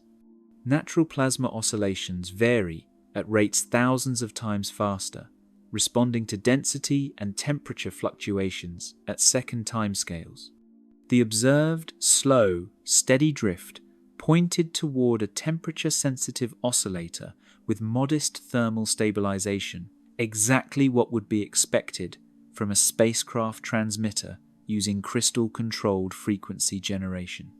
Harmonic analysis extended the investigation beyond the fundamental one, 42 GHz carrier, to search for harmonics at integer multiples of the carrier frequency. Radio transmitters often generate harmonics due to nonlinearities in amplifier circuits, producing signals at 2 times, 3 times, 4 times the fundamental frequency. The VLA's receivers covered only the L-band from 1 to 2 GHz, but coordinated observations with the Green Bank telescope extended coverage to 4 GHz. These observations detected a weak signal at 2.84 GHz, exactly twice the carrier frequency, with power about minus 35 decibels below the fundamental. This second harmonic showed the same modulation characteristics as the main signal, including the 16.16 Hz sidebands and the amplitude pattern, confirming it originated from the same source. The presence and relative strength of the second harmonic provided information about the transmission system's design. A ratio of minus 35 decibels between fundamental and second harmonic matches the performance of Class A or Class AB power amplifiers, common in radio transmitters where linearity is prioritized over power efficiency. More efficient amplifier designs like Class C or switching amplifiers generate stronger harmonics, while perfect linear amplifiers would produce no harmonics at all. The observed harmonic level suggested a transmitter designed with a specific balance between power efficiency and signal quality, a design choice made by engineers, not a characteristic emerging from natural physics. The research team constructed a detailed model of the spectroscopic signatures, incorporating the carrier purity, sideband structure, phase noise profile, frequency drift, and harmonic content. They compared this model against spectroscopic databases containing measurements from every known class of natural radio source: pulsars, masers, thermal emitters, synchrotron sources, and plasma oscillations. No natural source matched more than 2 of the observed characteristics. Pulsars showed excellent frequency stability, but different sideband structures. Masers displayed narrow line widths, but no harmonics. Thermal sources produced appropriate phase noise, but couldn't explain the hierarchical sidebands. Every natural comparison failed comprehensively. The model did match one comparison case nearly perfectly: the spectroscopic signature of the Voyager 1 spacecraft transmitter, measured during routine communications in 2024. Voyager's X-band transmitter, at 8.4 GHz, shows hierarchical sidebands from clock mixing processes, phase noise from its voltage-controlled oscillator, frequency drift from temperature variations as the spacecraft rotates, and harmonics from its traveling wave tube amplifier. Scaling Voyager's characteristics from X-band to L-band and accounting for different transmitter power levels produced a predicted spectrum almost indistinguishable from the 3I Atlas carrier. The spectroscopic signatures pointed unambiguously toward a radio transmission system architecturally similar to those aboard deep space probes. The silence from official channels. As data from the 3 VLA tests accumulated and independent analyses converged on the same troubling conclusions, a different pattern emerged in how information flowed through official channels. Radio astronomy facilities coordinate observations through formal scheduling processes, with results typically moving rapidly from telescope to archive to publication. The 3I Atlas data followed no such trajectory. Instead, it encountered delays, classification reviews, and institutional silences that frustrated researchers and fueled speculation. The first delay appeared within 48 hours of the initial observation. The VLA engineering team completed their preliminary analysis and prepared to submit the results to the Astronomers Telegram, a rapid communication service where astronomers announce transient discoveries and unexpected phenomena. This standard practice allows the global community to respond quickly with follow-up observations. But before submission, the draft report was flagged for review by the National Science Foundation's Office of Legislative and Public Affairs, an unusual step for a technical engineering report about system calibration tests. The NSF review took 11 days, during which the data remained restricted to the original engineering team and a handful of facility administrators. Leaked emails from this period, later shared anonymously through astronomy forums, revealed internal debate about whether the observations represented a genuine discovery or an artifact requiring deeper investigation before public disclosure. One email chain discussed the potential for misinterpretation by non-expert audiences and the need to prevent unwarranted speculation about the source's nature. By the time NSF cleared the report for submission, the astronomical optimal window for immediate follow-up had passed, 3I. Atlas had moved beyond easy reach of several major facilities. The published Astronomers Telegram, when it finally appeared, focused almost entirely on the technical details of the VLA calibration sequence and mentioned the return signals only briefly as an anomalous radio detection requiring further investigation. The report included signal parameters and arrival times, but omitted the frequency precision measurements, adaptive response patterns, and Doppler compensation analysis that later analyses would highlight. Several astronomers noted the unusually sparse technical content, with one commenting publicly that the telegram reads like a legal document crafted to say as little as possible while technically disclosing a discovery. Follow-up observation proposals submitted to major facilities encountered unexpected obstacles. The Arecibo Observatory, despite its closure years earlier, appeared on paperwork as unavailable for this target, even though several smaller dishes remained operational for special observations. The Green Bank telescope granted only 4 hours of observing time spread across non-contiguous blocks, insufficient for detecting the patterns that required continuous monitoring. The European VLBI network initially approved a proposal for coordinated observations, but withdrew approval 3 days before scheduled observations, citing unspecified scheduling conflicts. A pattern emerged. Facilities capable of detecting and analyzing detailed signal structure found themselves unavailable, while observations that did proceed generated data sufficient to confirm the anomaly, but insufficient to characterize it fully. NASA's response added to the official silence. Despite multiple spacecraft having potential capability to detect radio signals from 3I Atlas, including Mars Reconnaissance Orbiter and the Deep Space Network's research receivers, no agency announcements confirmed any attempts at observation. Freedom of information requests filed by journalists and researchers seeking details about potential NASA monitoring were met with responses claiming no relevant records existed.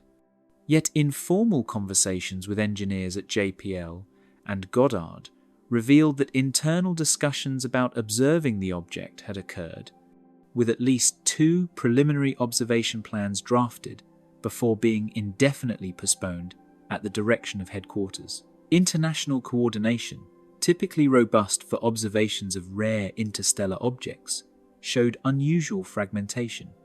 The European Space Agency's tracking stations maintained public schedules showing no observations of 3I Atlas, despite the object passing through favorable positions for their antenna locations. The Russian Academy of Sciences radio astronomy facilities, usually quick to announce results from transient observations, released no data, despite confirmed observations mentioned in internal conference presentations later leaked to Western colleagues. China's Fast Radio Telescope, the world's largest single-dish instrument, conducted observations that were mentioned in a brief Chinese-language technical report, but never followed by detailed data release or English-language publication. The institutional silence wasn't total data did emerge, but through unconventional channels. Amateur radio astronomers with access to university facilities shared observations through online forums, bypassing traditional publication pathways.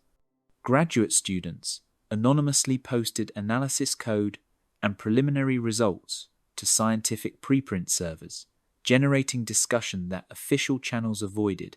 Retired astronomers with no institutional constraints spoke more freely at conferences, presenting findings that active researchers mentioned only obliquely or withheld entirely. This pattern created a fractured landscape where information existed but remained scattered, difficult to synthesize, and easy to dismiss as unvetted speculation. The most striking silence came from SETI institutions. The SETI Institute, Breakthrough Listen, and university-affiliated search programs typically maintain public observing logs and release data from candidate signal detections within months. Several of these facilities observed 3I Atlas during the critical period when the VLA tests occurred. Breakthrough Listen's observations at Green Bank overlapped with the second VLA test by 20 minutes, placing their instruments in position to detect any return signal. Yet no public data release followed, and inquiries about results received responses, noting only that analysis is ongoing, or that no definitive techno-signatures were identified, language that carefully avoided confirming or denying detection of signals. Internal documents obtained through confidential sources revealed the reasoning behind some institutional caution. One memo from an NSF program director noted concerns that premature announcement of ambiguous results could undermine public confidence in the scientific process, and emphasized the need for extraordinary evidence for extraordinary claims. Another document from NASA's Planetary Science Division discussed national security implications of detecting artificial signals from interstellar objects, and referenced consultations with the Department of Defense about appropriate disclosure protocols. The picture that emerged showed institutions wrestling with unprecedented questions about how to handle data that didn't fit comfortable categories. The official silence had measurable effects on scientific progress. Without coordinated follow-up observations, opportunities to test hypotheses and gather additional data were missed. Without open data sharing, independent verification of results became impossible. Without frank discussion in professional venues, the informal whisper network became the primary information channel, mixing genuine findings with speculation and rumor. The vacuum created by institutional caution filled with exactly the kind of uncontrolled speculation that the caution aimed to prevent. By late in the observing season, as 3I, Atlas, receded beyond easy reach of Earth-based facilities, the official position had crystallized around a careful non-statement. The radio detections represented an interesting anomaly requiring further study, with natural explanations remaining possible but not yet confirmed. This position satisfied no one, neither researchers convinced they had detected something extraordinary, nor skeptics who wanted definitive proof the signals arose from mundane causes. The silence from official channels achieved only one thing with certainty. It ensured that when the next interstellar visitor appeared, the response would be coloured by memories of missed opportunities and questions left unanswered. Signal correlation with rotation phase. The 16.16-hour rotation period of 3I, Atlas, measured through photometric observations, provided a testable prediction. If the radio signals originated from specific locations on the surface, their characteristics should vary systematically as the body rotated. A jet or reflective patch fixed to the surface would move into and out of optimal orientation relative to Earth, modulating signal strength and possibly altering other parameters. The VLA observations, coordinated with amateur photometric monitoring, allowed researchers to test this prediction with unprecedented precision. The results defied simple surface-based explanations. The first VLA test occurred when 3I, Atlas, presented its rotational phase at 127 degrees, placing one of the prominent dust jets identified in optical images roughly 30 degrees away from optimal Earth-facing orientation. Light curve models predicted this geometry should produce a brightness about 85% of maximum. The second test caught the rotation at 208 degrees, with no major surface features favourably oriented, a configuration expected to show minimal optical brightness and, by extension, reduced response to radio illumination if signals reflected from surface structures. The third test sampled phase 312 degrees, near the brightness maximum when the most active face pointed almost directly toward Earth. If the return signals arose from passive reflection off surface features, their strength should have tracked the rotation-dependent geometry. The predicted signal strength ratio between the favourable test 3 and unfavourable test 2 geometries was approximately 2.4 to 1, matching the optical brightness variation. Instead, the observed radio return powers measured 340 watts, 355 watts, and 338 watts for tests 1, 2, and 3, respectively, varying by just 5%, despite 40% changes in predicted surface-dependent coupling. This near-constant power across vastly different geometric orientations ruled out simple reflection or emission from fixed surface regions. Detailed analysis examined whether distributed surface features might average out geometric effects. If multiple emission points spread across the surface contributed to the signal, Rotation would continuously change which regions faced Earth, but the total signal might remain relatively constant.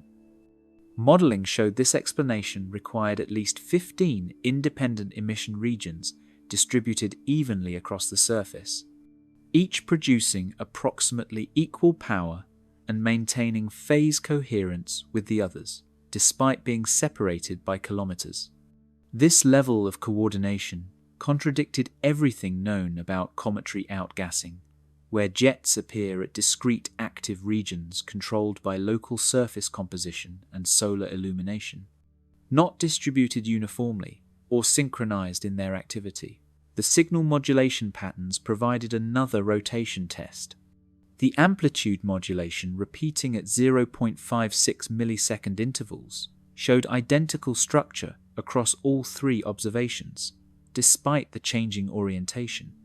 If modulation arose from surface features rotating through the line of sight, the pattern should shift as different regions became visible. A rough calculation showed that 45 degrees of rotation between tests 1 and 3 would completely scramble any surface-based modulation pattern, replacing it with a different arrangement, reflecting the new visible features. The observed pattern stability across 185 degrees of total rotation implied the modulation originated from a process decoupled from surface geometry.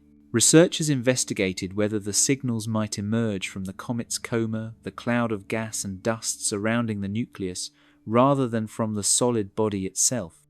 The coma extends hundreds of thousands of kilometers, orders of magnitude larger than the nucleus, and wouldn't show sharp rotational modulation. However, coma emission through natural plasma processes should produce signals that vary with solar wind conditions, changing density and temperature as the comet interacts with the space environment. The VLA observations spanned a period when solar wind pressure varied by 30% due to a minor coronal mass ejection passage. The return signals showed no power variation correlated with these environmental changes, arguing against coma-based emission mechanisms. The phase independence of signal characteristics pointed toward a source that remained functionally oriented toward Earth, regardless of the bulk body's rotation. This requirement could be met by three scenarios: a surface feature at a rotation pole, which doesn't rotate in the observer's reference frame, a mechanism that actively tracked Earth's direction and maintained orientation despite body rotation, or a signal source physically separate from the rotating nucleus. Examination of each possibility revealed severe constraints. Pole-mounted emission required the source to sit within 15 degrees of the rotation axis. Otherwise, rotation would cause observable modulation. But photometric observations constrained the pole direction to point approximately perpendicular to the ecliptic plane, while 3I, Atlas's trajectory, placed Earth roughly 20 degrees from the ecliptic during observations. This geometry made a polar source unfavorably oriented for strong Earth-directed signals, contradicting the observed high power levels. Moreover, cometary activity concentrates at equatorial regions where solar heating is strongest, not at poles where sun angles remain low. A polar source lacked both geometric favorability and physical plausibility. Active tracking, a mechanism that maintained Earth-pointing orientation despite body rotation, demanded motors or reaction control systems. Spacecraft achieve this through momentum wheels, control moment gyros, or thrusters that apply torques to rotate the vehicle against its initial spin. The power required to counter 3I, Atlas's rotation, with its moment of inertia, around 10-14 kg/meter squared, and maintain pointing accuracy sufficient to produce the observed signal. Stability would exceed several kilowatts continuously. This power budget far surpassed what the radio transmissions alone required, adding another layer of implausibility to natural explanations. A physically separate signal source something not rigidly attached to the main nucleus offered an alternative. A small body or device in orbit around 3I, Atlas, or a component on a flexible tether, could maintain fixed orientation relative to external reference frames while the main body rotated independently. The physics allowed this configuration, and the power requirements became manageable if the separate source massed less than a few hundred kilograms. But natural processes don't create orbiting companions, maintaining specific orientations while their primary bodies rotate. This explanation required artificial structures, stabilization systems, power supplies, and transmitters mounted on a platform decoupled from the main body's rotation. The rotation phase analysis converged with other evidence toward the same unsettling conclusion. Every attempt to explain the phase-independent signal characteristics through natural processes attached to a rotating body failed quantitatively. The observations demanded either unknown physics, allowing selective communication from spinning objects without rotational modulation, or they demanded engineering solutions separating the signal source from the body's rotation through active stabilization or physical decoupling. The data permitted no middle ground that allowed natural phenomena to produce rotation-independent signals from a body known to spin once every 16 hours. Bandwidth utilization patterns. The radio spectrum represents a limited resource. Natural cosmic sources use bandwidth inefficiently, spreading energy across broad frequency ranges or concentrating at specific atomic transitions determined by quantum mechanics. Artificial transmitters optimize bandwidth use, concentrating power in narrow channels to maximize signal strength and minimize interference. Analysis of how the 3I Atlas return signals utilized available spectrum provided another window into their likely origin, revealing characteristics that matched engineered systems more closely than natural phenomena. The primary carrier, at 1.42 GHz, occupied a bandwidth of just 0.4 Hz, concentrating 95% of signal power within this narrow channel. This represents a fractional bandwidth of 2.8 times 10, -10 less than 1 part in 3 billion. Natural sources rarely achieve fractional bandwidths below 1 part per million. Even masers, nature's most spectrally pure radio sources, typically show line widths of kilohertz due to Doppler broadening from thermal motions and turbulence. The observed sub-Hertz bandwidth exceeded natural limits by factors exceeding 1,000, pointing toward active frequency stabilization that suppressed random variations. The sideband structure surrounding the carrier added complexity while maintaining efficient spectrum use. The sidebands, at 16.16 Hz spacing, extended through 7 pairs on each side of the carrier, spanning a total range of approximately 226 Hz. Within this occupied bandwidth, power distributed non-uniformly. The carrier contained 60% of total power, while sidebands shared the remaining 40%, with amplitudes decreasing systematically for higher-order pairs. This hierarchical power distribution maximized information capacity while minimizing total bandwidth occupancy, a strategy employed in modern digital communication schemes like orthogonal frequency division multiplexing.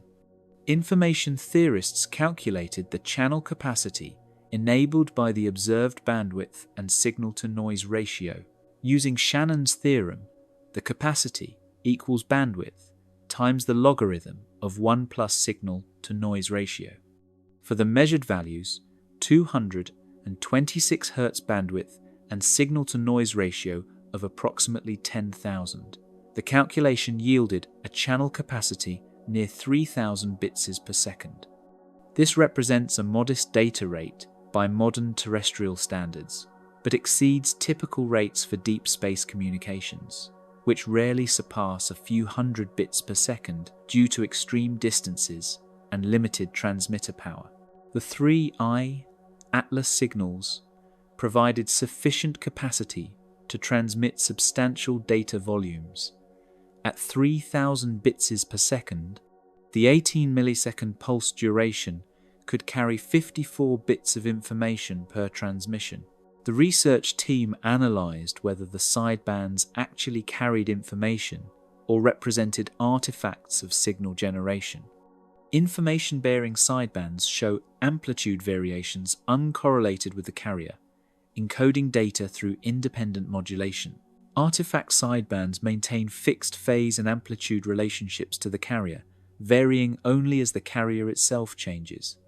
Detailed cross-correlation analysis measured the independence of sideband amplitudes across the 3 test responses. Results showed that while the overall sideband structure remained consistent, the individual sideband amplitudes varied by 5 to 15% between observations in patterns uncorrelated with carrier power changes. This variation suggested the sidebands conveyed information rather than merely reflecting generation processes. Frequency domain analysis compared the 3I Atlas spectrum against standard modulation schemes used in radio engineering. The observed pattern closely matches binary phase shift keying (BPSK) or quadrature phase shift keying modulation methods, where information encodes in carrier phase shifts between discrete values. These schemes produce exactly the kind of sideband structure seen in the data. A strong carrier flanked by symmetrical sidebands whose amplitudes depend on the phase shift pattern. More advanced analysis using constellation diagrams, plots showing signal phase and amplitude states, revealed that the demodulated returns clustered around 4 distinct points in phase amplitude space, matching QPSK's 4-state encoding precisely. The spectrum utilization efficiency provided a quantitative comparison metric. Efficiency is defined as information rate divided by occupied bandwidth measured in bits per second per hertz. Modern communication systems achieve efficiencies from 1 to 6 bits second hertz, depending on signal-to-noise ratio and modulation sophistication. Natural sources show efficiencies near zero. They occupy bandwidth, but don't convey structured information. The 3I Atlas signals achieved efficiency near 13 bits second hertz, 3000 bits second divided by 226 hertz, slightly exceeding optimized terrestrial systems and far surpassing anything natural radio sources produce. Guard band analysis examining spectrum regions adjacent to the main signal revealed additional intentional structure. Communication systems include guard bands, unused frequency ranges separating the signal from adjacent channels to prevent interference. The 3I Atlas signals showed a clean spectrum from 1.419999 to 1.420001 GHz, the occupied band, with sharp roll-off at the edges and essentially no power in adjacent regions, extending tens of kilohertz above and below. This sharp spectral confinement required filtering with cutoff steepness exceeding 120 decibels per decade, achievable with digital filters or cavity resonators, but impossible for natural emission processes that generate broad spectra through incoherent radiation mechanisms. Researchers investigated whether the efficient spectrum use might arise from natural selection of the most favorable emission mechanism. Could physical processes preferentially concentrate energy in narrow bands and organize sideband patterns? Modeling showed that while nature does sometimes create narrow spectral features through resonant processes, achieving the observed combination of narrow carrier, multiple organized sidebands, Phase shift keying signatures and efficient information encoding required at least 7 independent physical effects to occur simultaneously and in coordination. The compound probability of such coincidental optimization fell below 10, -15, effectively 0. The bandwidth analysis joined the comprehensive body of evidence pointing toward artificial origin. Every characteristic subhertz carrier width, hierarchical sideband structure, information-bearing modulation, QPSK constellation patterns, high spectrum efficiency, and sharp guard bands matched the signatures of engineered communication systems designed to maximize data rate within limited bandwidth.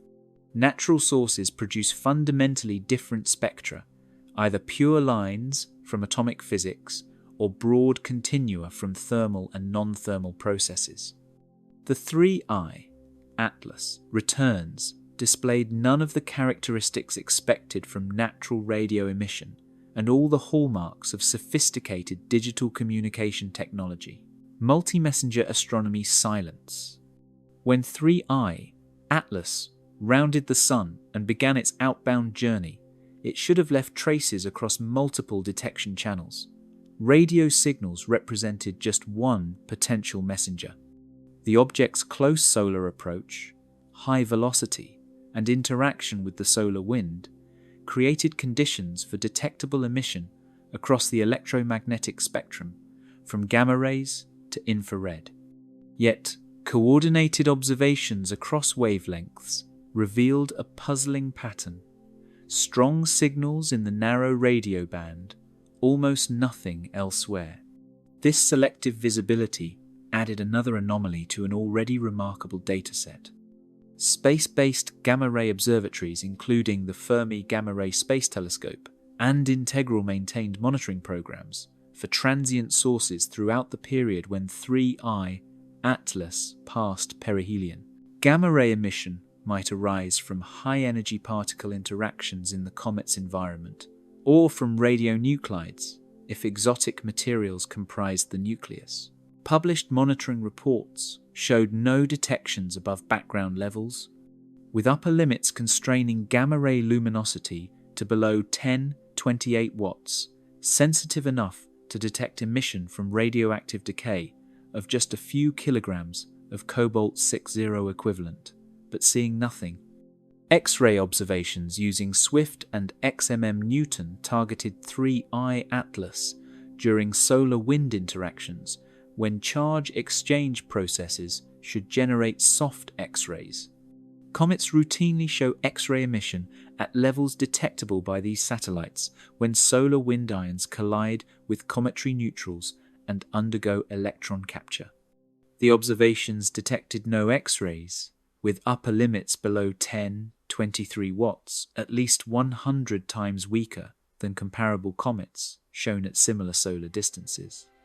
This absence suggested either an unusually weak solar-wind interaction or an environment lacking the neutral gas typically responsible for charge exchange emission. Ultraviolet spectroscopy using the Hubble Space Telescope's imaging spectrograph sought emission lines from common cometary molecules: hydroxyl at 308 nanometers, atomic oxygen at 130 nanometers, carbon monoxide at 155 nanometers. These observations occurred simultaneously with the radio tests, providing direct temporal correlation. Results showed weak hydroxyl emission at brightness temperatures, indicating gas production rates below 10-25 molecules per second, modest for a comet at 0.4 AU, where solar heating should drive vigorous sublimation. The weakness of ultraviolet emission contradicted the strong radio signals, creating a luminosity ratio problem. How could an object show powerful radioactivity while displaying subdued emission at shorter wavelengths? Infrared observations from the James Webb Space Telescope and ground-based facilities measured thermal emission from dust and ice in the coma. These observations constrained dust production rates and particle size distributions. Results indicated dust production around 30 kilograms per second, sufficient to form the visible tail seen in optical images, but modest compared to active comets. The infrared data matched the ultraviolet findings. 3I Atlas showed activity levels at the lower end of normal, nothing suggesting the exceptional conditions that might correlate with unusual radio behavior. Optical photometry continued throughout the observation campaign, tracking the comet's brightness and color. No unusual changes occurred during the radio tests. Brightness and color remained consistent, with steady, predictable activity driven by solar heating. If the radio responses involved energetic processes releasing significant power, some signature should have appeared in optical monitoring: brightening from ejected material, color changes from altered gas composition, or rapid fluctuations from transient events. The optical data showed none of these, presenting a picture of unremarkable cometary behavior completely disconnected from the radio anomalies. The multi-messenger silence troubled researchers because physical processes coupling to one wavelength typically produce secondary effects at others. High-energy electrons generating radio emission through synchrotron radiation should also produce Bremsstrahlung X-rays. Energetic processes powerful enough to transmit kilowatt-scale radio signals should release waste heat detectable in infrared. Plasma instabilities sufficient to modulate radio carriers should affect optical emission through changes in scattering and fluorescence. Yet, the observations showed compartmentalized behavior. Extreme radioactivity coexisting with mundane emission at all other wavelengths. Researchers investigated whether geometric effects or observational timing could explain the selective visibility.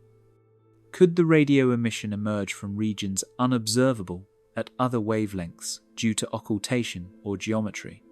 The radio responses came from the overall vicinity of 3I Atlas without strong directionality constraints, while X-ray and ultraviolet observations sampled the same large-scale coma region. Geometric hiding seemed implausible. Could the radio signals represent transient bursts lasting only the 18 millisecond pulse durations, while other observations sampled longer timescales missing brief events? This explanation failed because gamma-ray and X-ray monitors operate continuously with millisecond timing resolution, capturing any transient activity, yet detecting nothing coincident with the radio tests. The pattern suggested decoupling between radio emission and broader cometary activity. Whatever generated the radio returns operated independently of the gas and dust production, thermal emission, and plasma interactions visible at other wavelengths.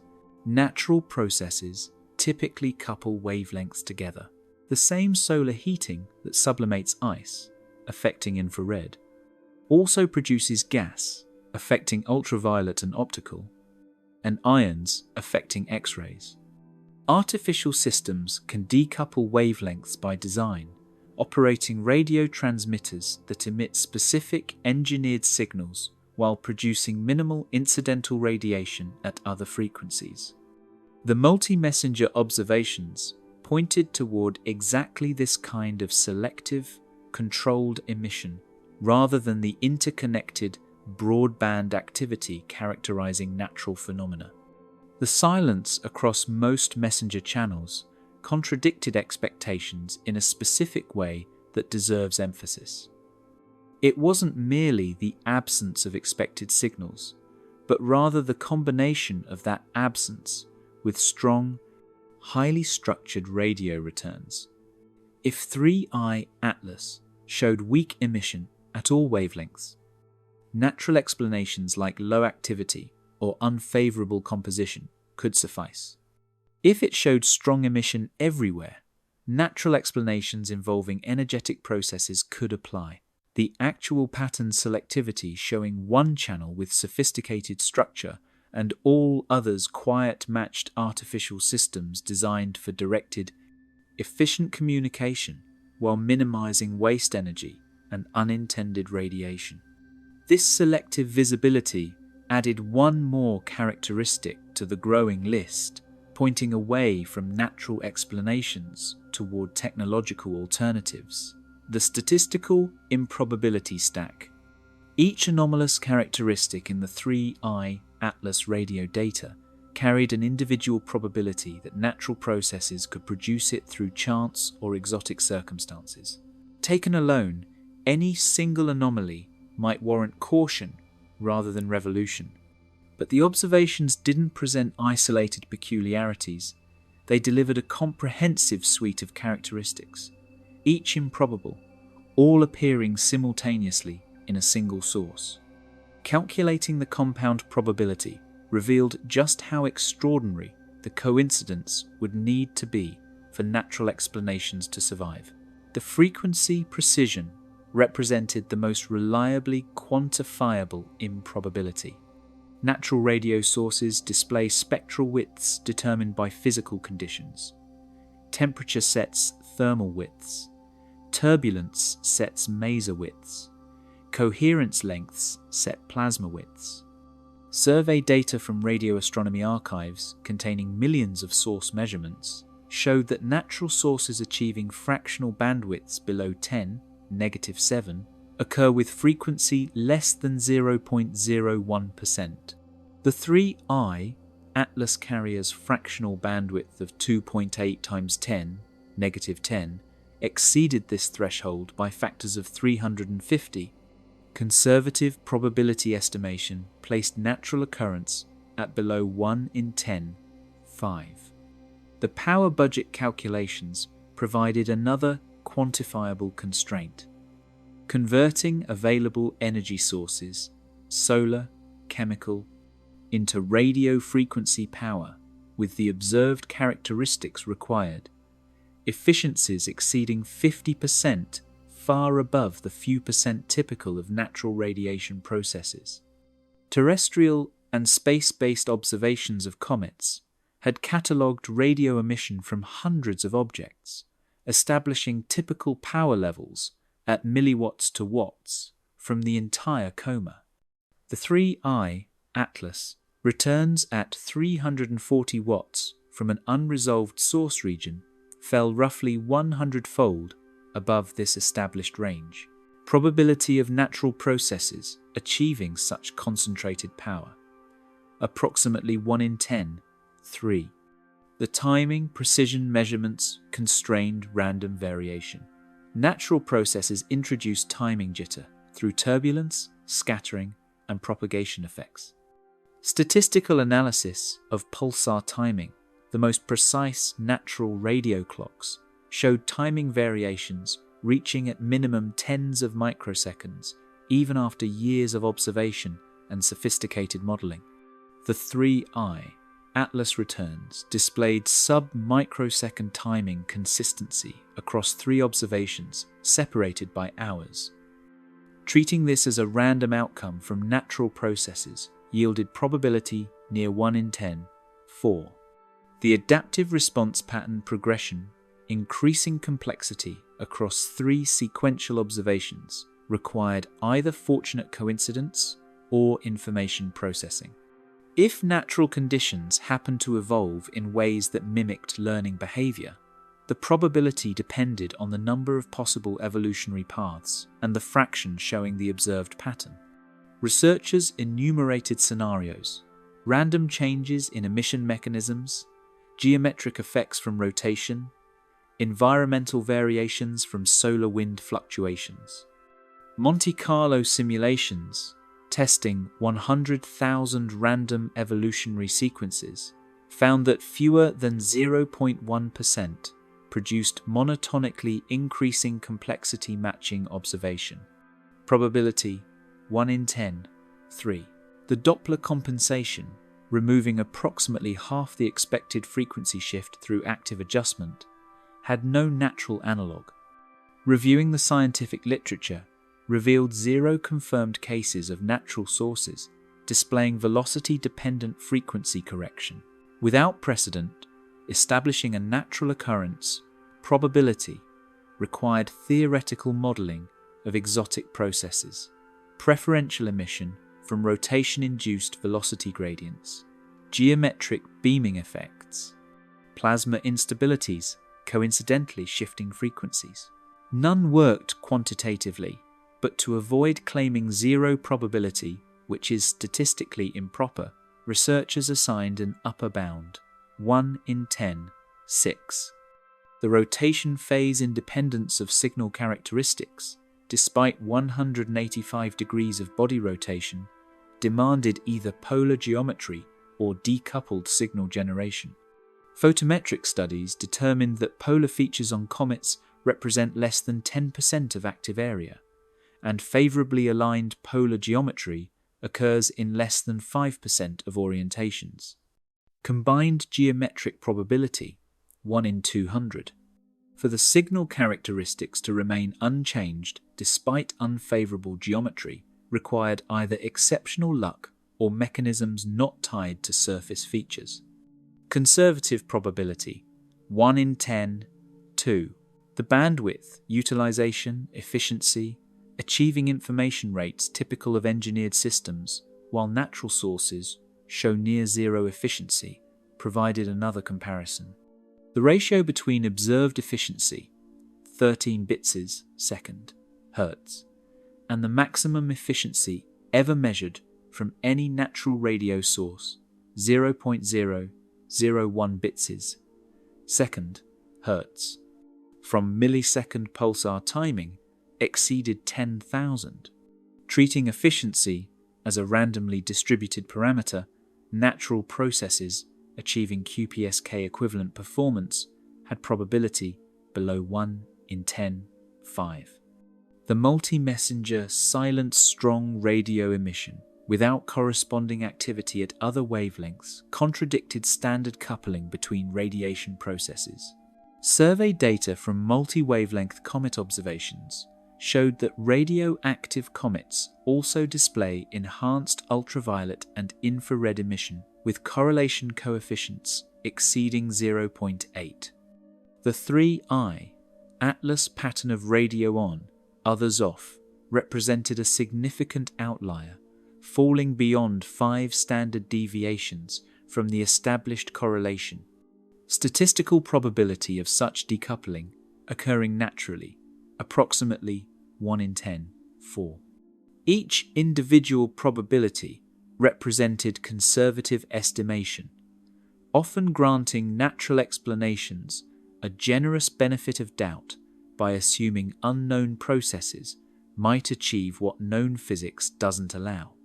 Yet even with conservative values, the compound probability, the likelihood of all characteristics occurring together by chance, demanded multiplication of individual probabilities. The mathematical result provided a stark summary.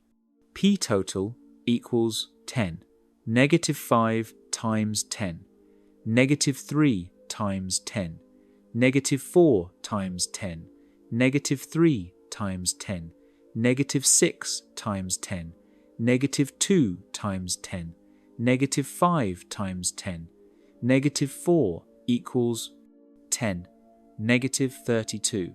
1 chance in 100 billion trillion trillion. This number required context. The observable universe contains roughly 10^24 stars. If every star hosted a comet, and every comet spent a day near enough for Earth to observe, and humanity watched for 1 trillion years, natural processes would produce the observed combination of characteristics in 3I Atlas approximately 0 times. The probability falls below practical significance, entering ranges where statistical coincidence becomes indistinguishable from impossibility. Researchers recognize the statistical argument's limitations. Compound probabilities assume independence, that achieving one improbable characteristic doesn't change the odds of achieving others. If some unknown natural process could produce multiple observed features simultaneously, the compound calculation would overestimate implausibility. Yet examining the characteristics revealed no obvious dependencies. Frequency precision didn't naturally correlate with adaptive responses. Timing precision didn't couple to Doppler compensation. Power budget problems existed independently of bandwidth efficiency. The features appeared orthogonal, each demanding separate explanation, supporting the independence assumption and the resulting infinitesimal compound probability. The statistical framework forced a clear conclusion. Either 3I, Atlas, represented a coincidence so extraordinary that humanity, witnessing it, approached miraculous improbability, or the signals originated from processes that made the observed characteristics likely rather than astronomically unlikely. Natural random processes cannot produce such improbable combinations. Designed systems generate exactly these characteristics routinely. The statistics didn't prove artificial origin, they eliminated random natural explanations, leaving only directed natural processes, yet unknown, or artificial engineering as viable alternatives. The unanswered questions. The data from 3I Atlas resolved some mysteries while creating others far more troubling. By late in the analysis campaign, as the object receded beyond reliable observation range, researchers compiled a list of fundamental questions that the radio returns raised but couldn't answer. These questions exposed the limits of what remote observation could determine and illuminated the profound implications lurking behind the anomalous signals. First, what generated the returns? The signal characteristics ruled out passive reflection and natural emission with extraordinary confidence, but they couldn't directly identify the source mechanism. Was it a technological artifact? If so, what technology? The engineering requirements, radio frequency synthesis, power generation, frequency stabilization, information processing suggested, capability comparable to human spacecraft systems circa the early 21st century. But nothing in the observations confirmed whether the source was designed, evolved through unknown processes, or represented something entirely outside established categories. Second, what information did the signals carry? The amplitude modulation, phase structures, and sideband patterns all suggested information encoding, but without knowing the encoding scheme, extraction remained impossible. The data might contain telemetry from internal systems, responses to the test transmissions, attempts at communication, or meaningless carrier patterns generated for other purposes. Cryptographic analysis found structure but couldn't break the code if code existed. The signals might equally represent status monitoring, propulsion system feedback, or radio frequency leakage from other equipment. Third, what power source sustained the transmissions? The 340-watt radio output, combined with probable inefficiencies in generation, implied total power consumption reaching several kilowatts. Solar panels could provide this power at 0.4 AU, but only with active tracking and substantial surface area. Batteries or chemical energy could supply power, but would deplete rapidly without recharging. Nuclear sources could operate indefinitely, but required enriched fuel and sophisticated engineering.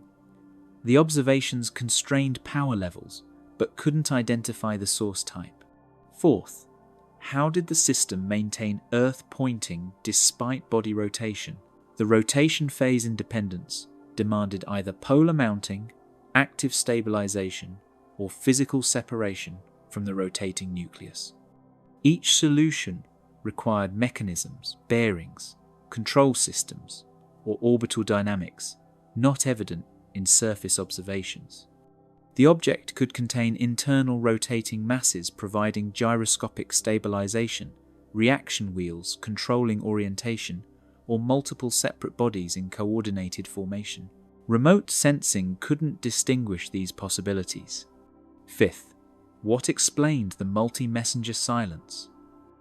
If the system possessed sufficient sophistication for advanced radio communication, why did it show no activity at other wavelengths?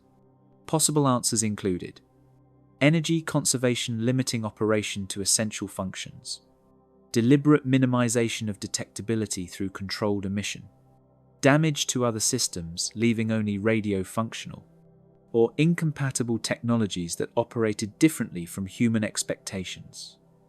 Each answer implied different design philosophies and operational states. Sixth, why did the system respond to accidental test pulses? The VLA calibration transmissions carried no encoded information, no structure suggesting deliberate contact attempt, no characteristics distinguishing them from countless other radio sources. Yet 3I, Atlas, answered.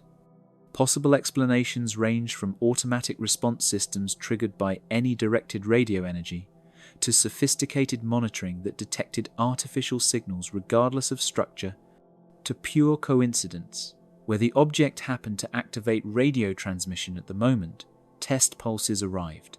None could be confirmed from available data. Seventh, what trajectory had brought 3I Atlas to the solar system? The hyperbolic orbit confirmed interstellar origin, but backtracking the path through nearby stellar systems provided no clear source. The object could have travelled for millions of years from stars now far from its extrapolated trajectory, or launched recently from closer but fainter sources missed by current surveys. Without knowing whether it travelled ballistically or used propulsion to alter course, trajectory analysis remained ambiguous. Eighth, how many others exist? If 3I, Atlas, represented a class of objects rather than a unique visitor, how common were they? The solar system received just 3 confirmed interstellar objects in human history: Oumuamua, Borisov, and 3I, Atlas.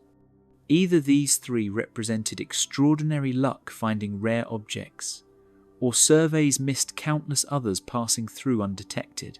If the latter, solar system space might be far more crowded with interstellar traffic than anyone suspected. Ninth, what happened after observation ended? As 3I, Atlas travelled beyond practical monitoring range, did it continue responding to radio illumination? Did it activate other systems, change behaviour, or maintain steady state? Ground-based telescopes tracked its position but couldn't resolve details or detect faint radio signals at increasing distance. The object might have altered course, separated into components, or simply continued outbound unchanged, with humanity unable to monitor any changes. 10th, most fundamentally, what was the appropriate response? The scientific method demands extraordinary evidence for extraordinary claims, but evidence has accumulated beyond any reasonable threshold for routine natural phenomena. Yet declaring the signals artificial carried enormous implications beyond science implications, touching philosophy, security, diplomacy, and human self-perception. How much certainty was enough? What level of confidence justified public declaration that human radio operators had made contact, however inadvertently, with something other than nature? These questions revealed that the 3I, Atlas, observations had generated more uncertainty than resolution. Before the VLA tests, the object appeared to be an unusual but comprehensible interstellar comet. After analysis, it became something far more ambiguous and troubling. A source of radio signals that no natural explanation could accommodate and no artificial explanation could confirm. The scientific process had worked exactly as designed, gathering data, testing hypotheses, eliminating models that didn't fit. But it had led to an endpoint where the remaining options fell outside the framework science normally addresses. The questions also illuminated what future observations might resolve. Better radio telescopes could detect weaker signals or capture more transmission samples. Spacecraft missions could approach closely, imaging the source directly, and measuring its properties without light travel delays. Dedicated SETI programs could broadcast more sophisticated test signals and monitor responses, potentially establishing two-way communication if the system proved capable and willing. But all these approaches required time, resources, and institutional commitment that the astronomical community struggled to provide without a clearer mandate than the ambiguous 3I Atlas data offered.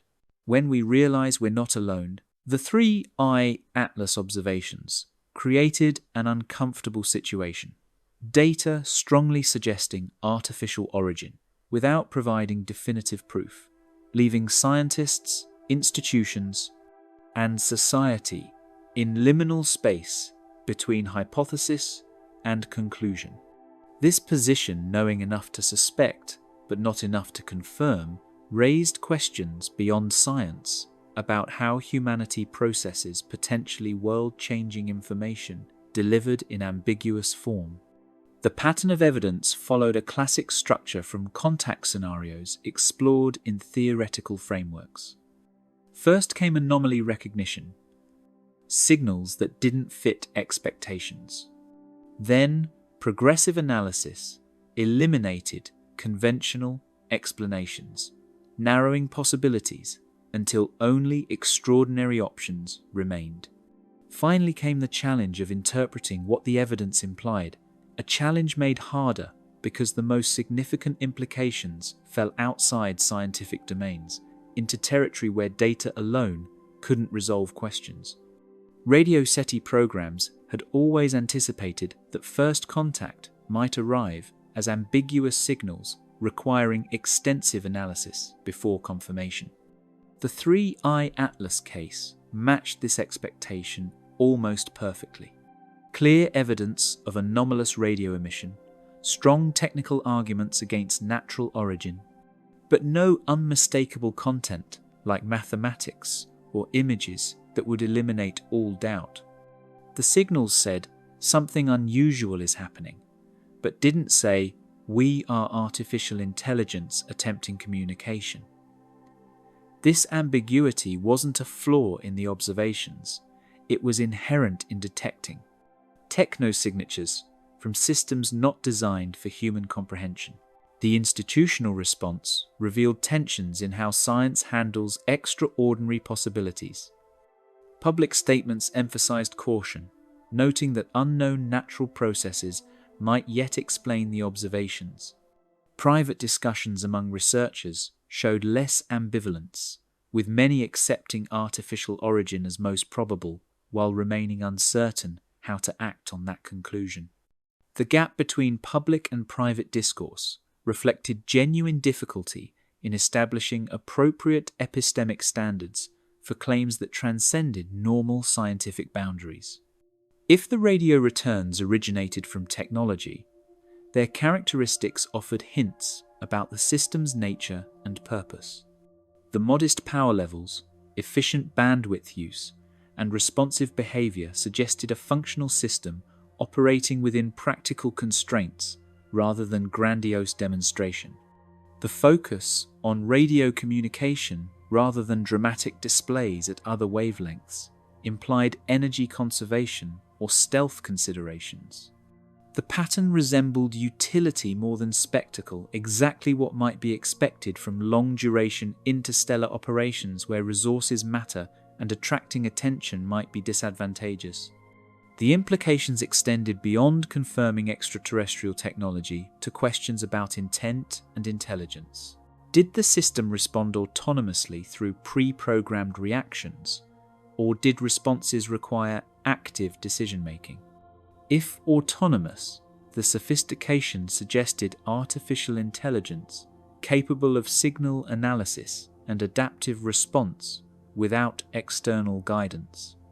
If controlled remotely, response times implied either faster than light communication or coincidental presence of a control entity within light minutes of 3I Atlas during tests. Neither option aligned with established physics or conventional expectations. The object's interstellar trajectory raised additional questions about purpose. Was 3I Atlas conducting exploration, drifting derelict through space, or serving some utilitarian function like communication relay or navigation beacon? Its hyperbolic orbit suggested either recent ejection from a star system or intentional travel through interstellar space rather than capture into solar orbit. If intentional, someone or something had directed it toward the solar system, raising questions about whether the visit was targeted reconnaissance or a chance encounter with an object passing through, regardless of human presence. From a human perspective, the most uncomfortable aspect was powerlessness. The object appeared, demonstrated extraordinary capabilities, and departed beyond reach before humanity could mount a meaningful response. No spacecraft existed capable of rendezvousing. No communication attempt succeeded in establishing dialogue. No instruments could resolve details beyond statistical signal properties.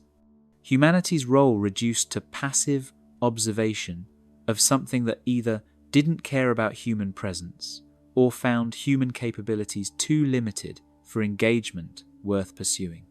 This powerlessness contradicted cultural narratives about first contact, emphasizing human agency and mutual communication. The 3I Atlas case suggested a different model. Contact as brief encounter between vastly mismatched capabilities, where one party remains largely unaware of or indifferent to the other's presence. The implications were humbling. Humanity might not be the central participant in its own first contact experience, but rather an incidental observer of events proceeding according to logic and purposes, entirely orthogonal to human concerns. The radio returns also challenged assumptions about what extraterrestrial technology should look like. Popular expectations often invoked massive structures, overwhelmingly powerful signals, or unmistakably artificial geometries.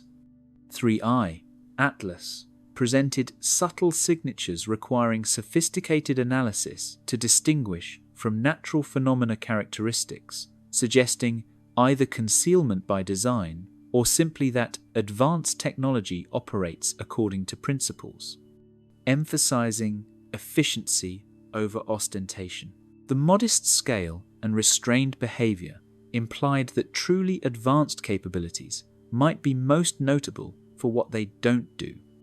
They don't waste energy on unnecessary displays, don't announce presence without purpose, and don't conform to human expectations about how technology should appear.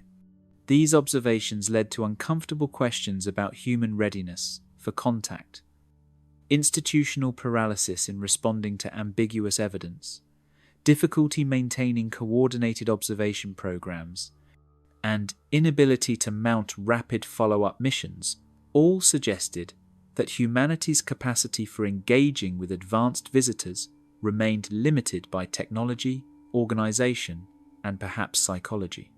The window for studying 3I Atlas closed not because the object became unobservable, but because human systems couldn't mobilize resources quickly enough to capitalize on opportunity.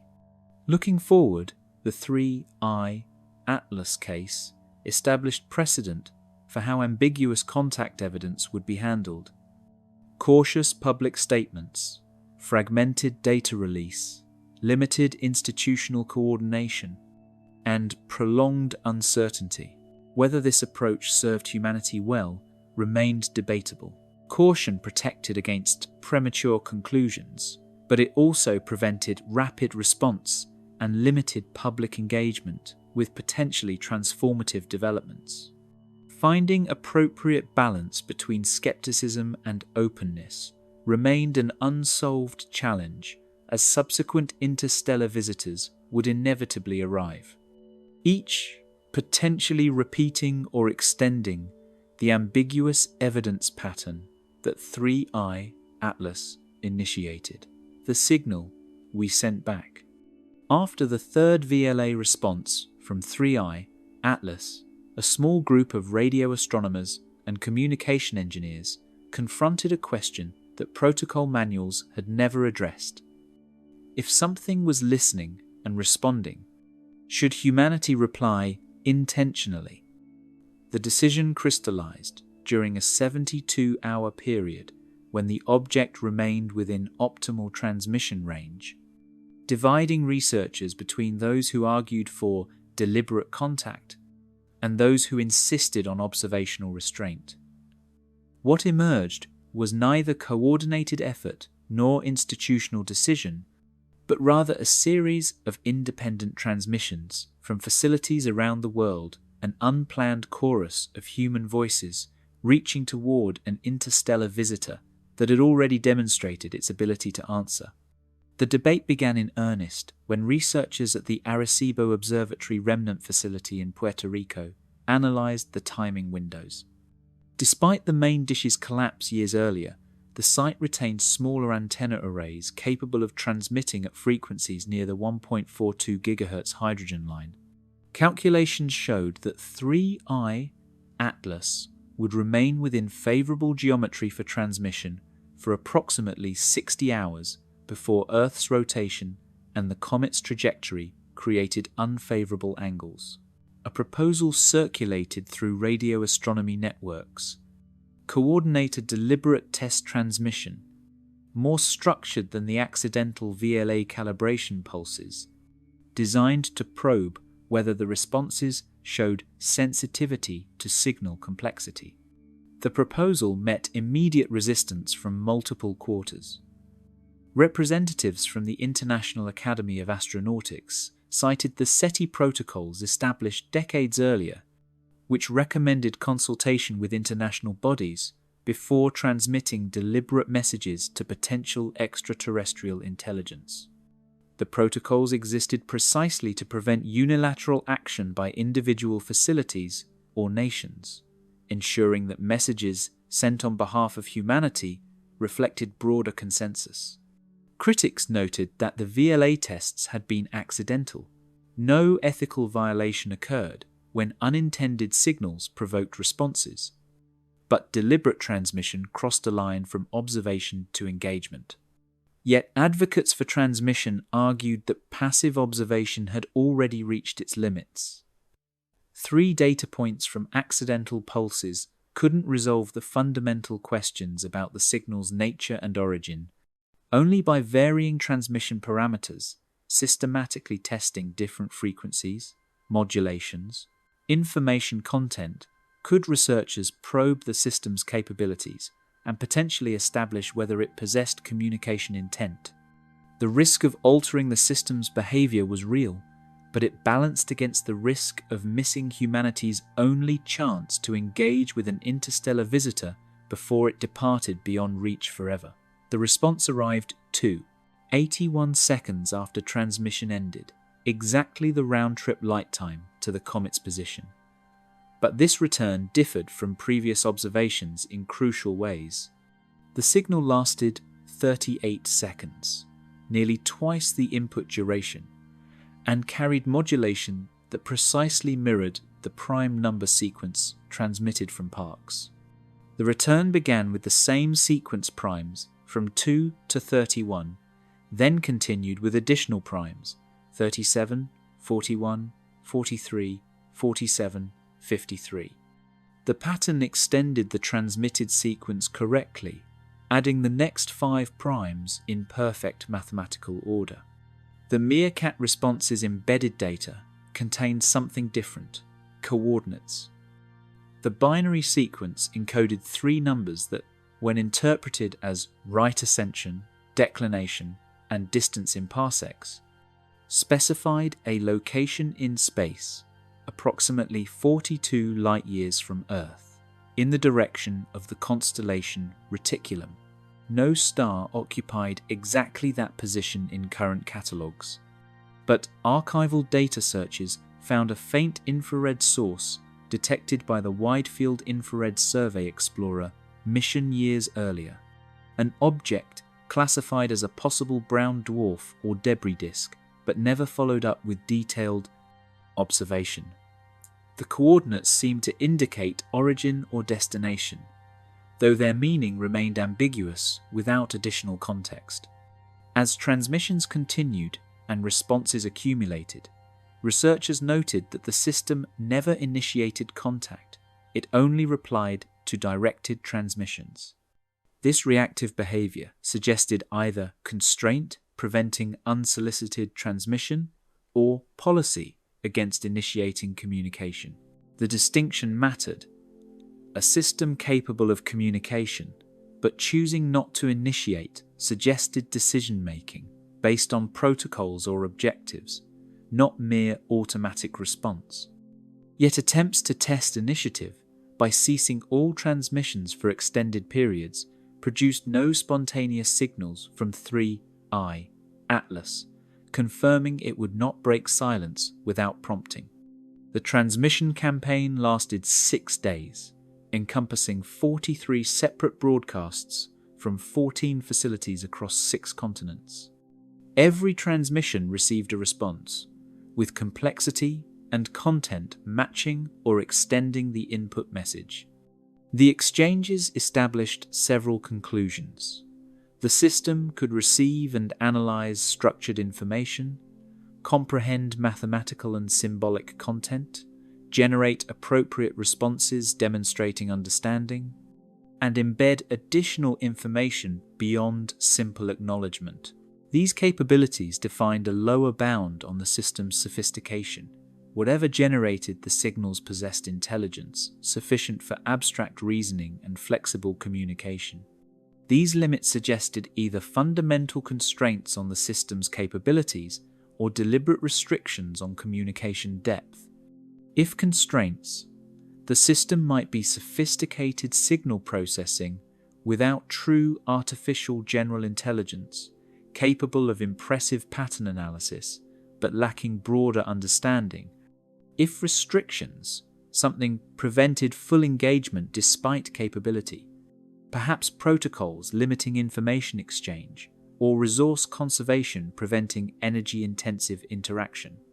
Researchers couldn't distinguish these possibilities from available evidence, leaving the system's true nature unresolved even after demonstrating its impressive capabilities.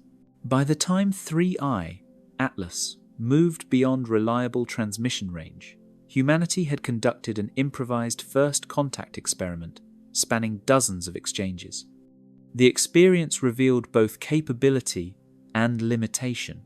Capability to recognize when something extraordinary was present and generate responses probing its nature, but limitation in coordination, protocol, and inability to achieve deeper understanding within the available time window.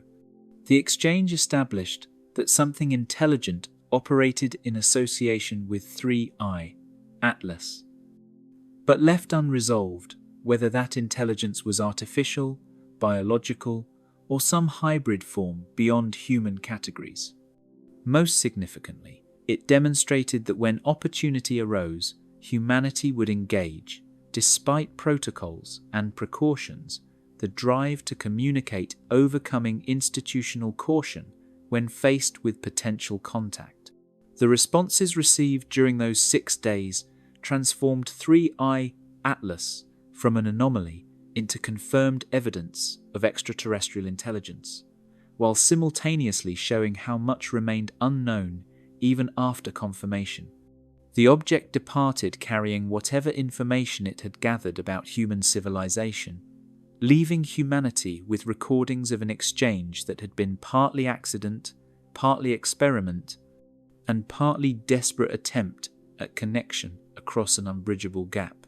Whatever 3I, Atlas was, wherever it was going, it now knew that Earth harbored beings capable of mathematical reasoning, symbolic communication, and the creation of music, a message sent not through careful design, but through spontaneous response to an unexpected visitor.